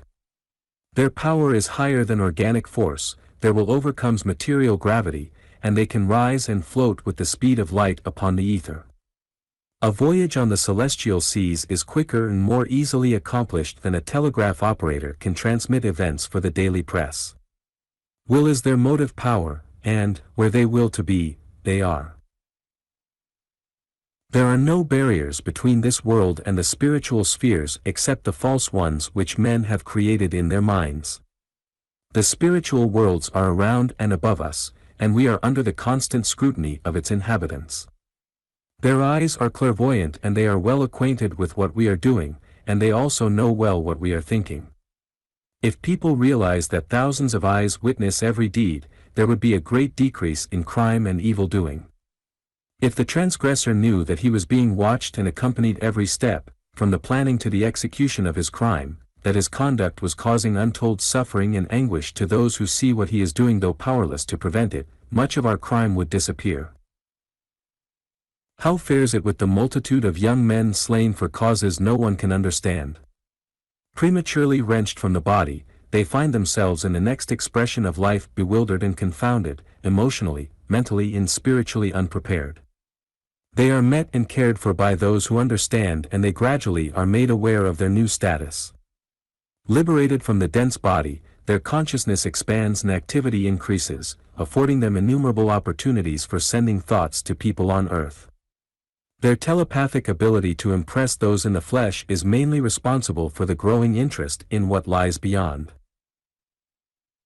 Always in time of war, when the exodus into the other world is so enormous, there is a deep desire on the part of many people to know what has happened to their loved ones. The soul within rebels at the materialistic doctrine of oblivion and one yearns for assurance and conviction of immortality. This longing is stimulated by those over there who see the sorrow and suffering their departure is causing their families and friends, and they seek, through every avenue at their disposal, to impress them they are not dead but more alive than ever. Many people are aware of these thoughts although unable to see or hear their originators. But make no mistake, their voices will yet be heard. Nothing is valued more by the boys in foreign lands, whether on earth or over there, than greetings and remembrances from loved ones. These are treasured beyond all price, and people should daily send them loving thoughts and pray for their progression and enlightenment. Remember always, they are not lost, but have only preceded you into the heavenly land where each of us will go in our turn. Those who pass on in youth have little karma to expiate and rapidly advance to higher planes. While the wicked go to a worse place, the righteous and innocent go to a world of surpassing beauty, happiness and peace. The laws governing communication between earth and other planes of consciousness are definite and irrevocable, more rigid than the laws governing material communications. No caprice or will of man can change them one iota, he must familiarize himself with their operation and then comply with them. Those over there are bound by these same laws, for by no means are they free agents, but are subject to many restrictions. A phenomenon of clairvoyance is at best but an inferential evidence because it is not a matter of universal human experience. The same can be said about spiritual manifestations, they too are local, special and mostly private, although those who have received such evidence can affirm that immortality is true, and that the human soul can never be extinguished. But the evidences which are worth anything are not outside. Man's immortality, to be of any practical service, must be experienced in his religious nature, felt in his soul, and not merely understood by his intellectual faculties. True evidences come through two inward sources of wisdom, intuition and reflection. Those who dare to be truthful to these inward sources of knowledge will feel positive evidence of immortality, and external evidences will serve but as illustrations. When you find this internal conviction of immortality which no sophistry can invalidate, you have found a treasure beyond all price. It is no more appalling to enter the next stage of consciousness than it was to come into this one. 13. Future life of animals. Since the publication of Immortality, a number of people have asked whether animals do not also have a future life. They said it was illogical and unjust that vicious and depraved human beings should enjoy immortality while noble and intelligent animals be doomed to extinction. This, however, is not strictly true, as many animals do live for a long time after death. While animals do not possess an immortal spirit, they do have in common with man an astral or emotional body. This body is sustained by emotion, as animals experience love, hate, fear, courage, jealousy, desire, etc. Emotion is what keeps them alive, their own and that of their former owner or master. Animals which are most closely associated with man, who reflect his intelligence, enjoy his protection and affection, live the longest. The life principle is of course universal and eternal, and is the basis of all forms, mineral, plant, animal, human and angel. Individuality is achieved by means of form or organization, and this determines the degree of mortality or immortality. There is no definite line of demarcation where mortality ends and immortality begins, since there are degrees of intelligence in animals as there are in men. Only man has an organization sufficiently integrated and a brain structure adequately developed to be a temple of the living God. Animals have only the primary elements of life. There is, however, no annihilation, and while some animals perish for all time at death, they are absorbed into the universal life and again animate other forms. Some people have inquired whether there are animals and birds on the other side of life. Can anyone imagine a world without them? Animals and birds have their own sphere where they live for long periods for the joy and happiness they bring to man. After death, devoted pets, as for instance dogs, remain on earth and continue to frequent their old haunts, occupy their favorite spots, and mingle with family and friends. People mourn and miss their pals while all the time they are still in their midst, puzzled because they are no longer noticed. They do not know they are now invisible but believe they are no longer wanted and loved, and finally the animals leave disconsolate. Animal lovers on the other side, seeing their distress, care for them until their master passes over. Great is the surprise and joy of many people after death to find waiting for them not only relatives and friends but amongst them a loyal animal companion, who has not forgotten his master but greets him with unrestrained delight. And this is one of the happiest of reunions, for there is a natural affinity between man and the noble horse and the faithful dog. The devoted companionship which death interrupted is resumed and continued for many years in that beautiful land where there are no partings, no tears, and no misunderstandings. 14. Questions and answers. What is man? Man is an immortal spirit temporarily inhabiting a material body. This body is no more the real man than are the clothes he wears to cover it. To understand man it is necessary to study vastly more than his outer form. Men are begotten by God, and children of God are gods, just as offspring of animals are animals. How many bodies has man? Man has two bodies, a material and a spiritual, which Paul calls the natural and unnatural body. At death man discards the physical and then uses the spiritual body for his instrument of expression. Man has no more use for 7 or 47 bodies at one time than an animal has for that many tails. How can one unfold their spiritual faculties? Higher human faculties unfold naturally when the right kind of life is lived conducive for their development. It is neither necessary nor advisable to form peculiar habits, or to have recourse to artificial means for stimulating them. Spiritual thinking and spiritual living are the requisites. Where do child prodigies get their wisdom? All prodigies are old in wisdom and full of experience. Their bodies are new, but the soul within that body has behind it an ancient history. Prodigies and geniuses bring with them to earth the accumulated wisdom of their past. Their extraordinary endowment of skill or talent is the result of innumerable years of preparatory study and struggle. A soul without a past suddenly coming into existence with well-defined mental and moral characteristics and endowed with genius would be a freak, or a contradiction of natural law. Great musicians, artists, mathematicians do not begin or end their career on earth. Where did life originate?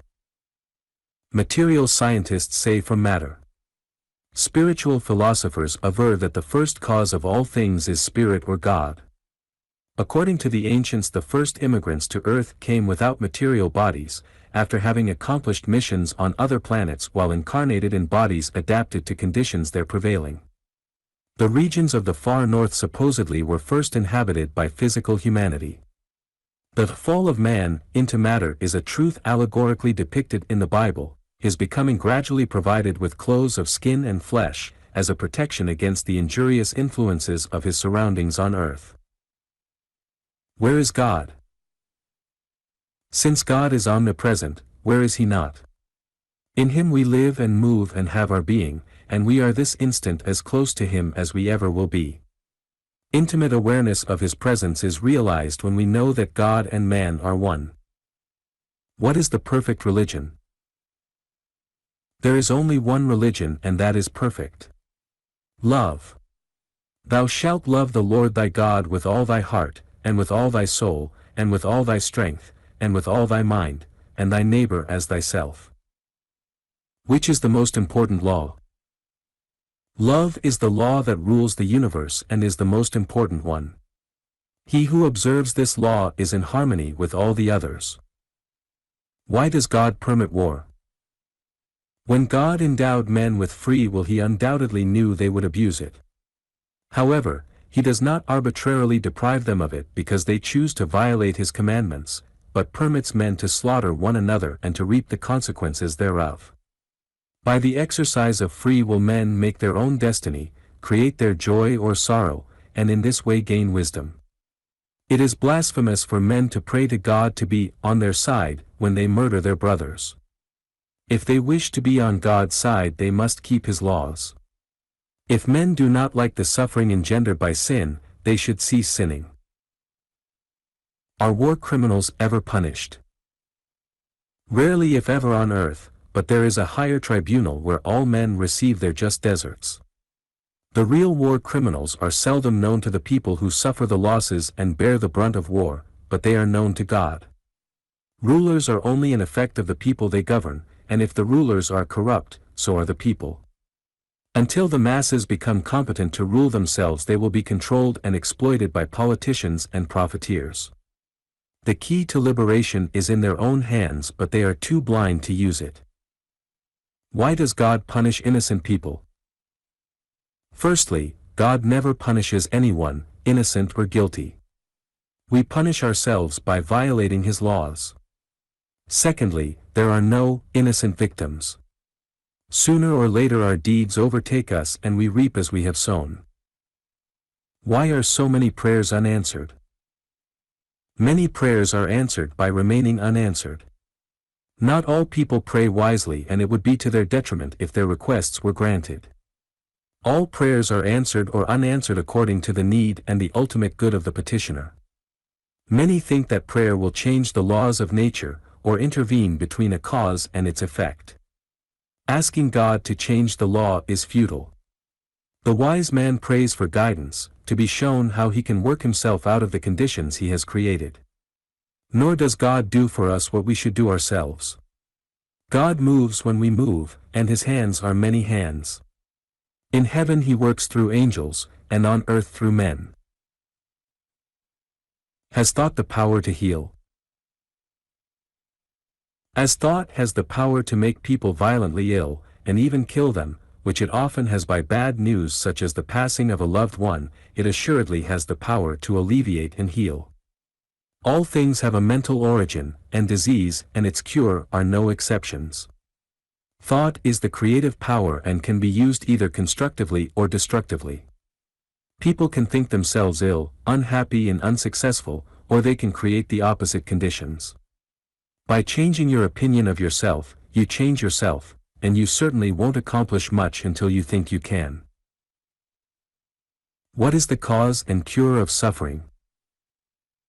All suffering arises from violation of law on the physical, moral, mental or spiritual plane, whether committed knowingly or unknowingly, ignorantly or deliberately.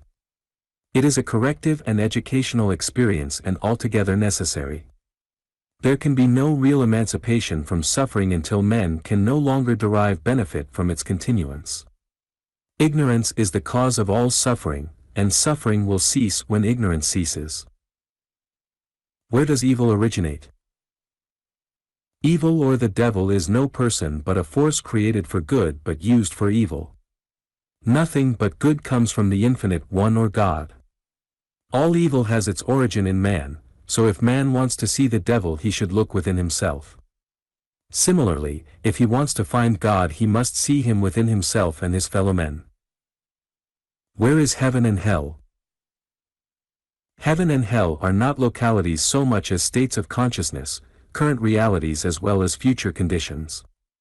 Remorse, regret and persecuting memories are the essence of hell, peace, serenity and love are the characteristics of heaven.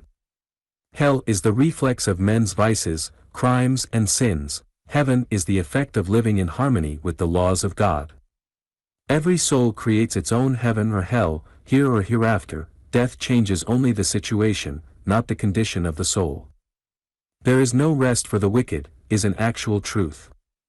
Repentance does not remit consequences, nor does death obliterate memory which is forever present torturing him with the past. God made this earth a heaven, but man is doing his best to make it a hell. Is suicide a disgrace? Suicide or self-destruction is a sin.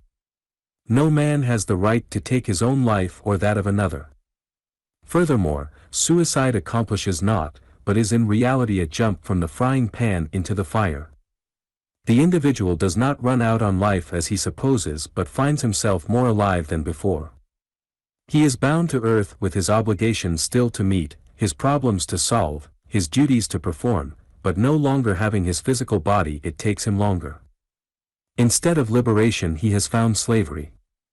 Those who are mentally ill when committing suicide are not held accountable for the act, but they are responsible for the conditions which prompted it. Such misguided individuals need help, and above all knowledge of immortality which would deter them from making such a dreadful mistake. Is there any justice in this life? There is only one life and earthly expression is a brief portion of it.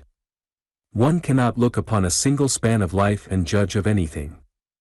If one were to take one day from this life and ignore preceding and following days, it wouldn't have the slightest plan or purpose. One must be acquainted with the whole, and taken in its entirety there is absolute justice in life. Who are angels? Angels were human beings who once lived upon this earth and who have attained the status of angelhood. The soul continues its progress after death and evolves until perfection has been regained. Angels, like human beings, advance by rendering service to struggling mankind.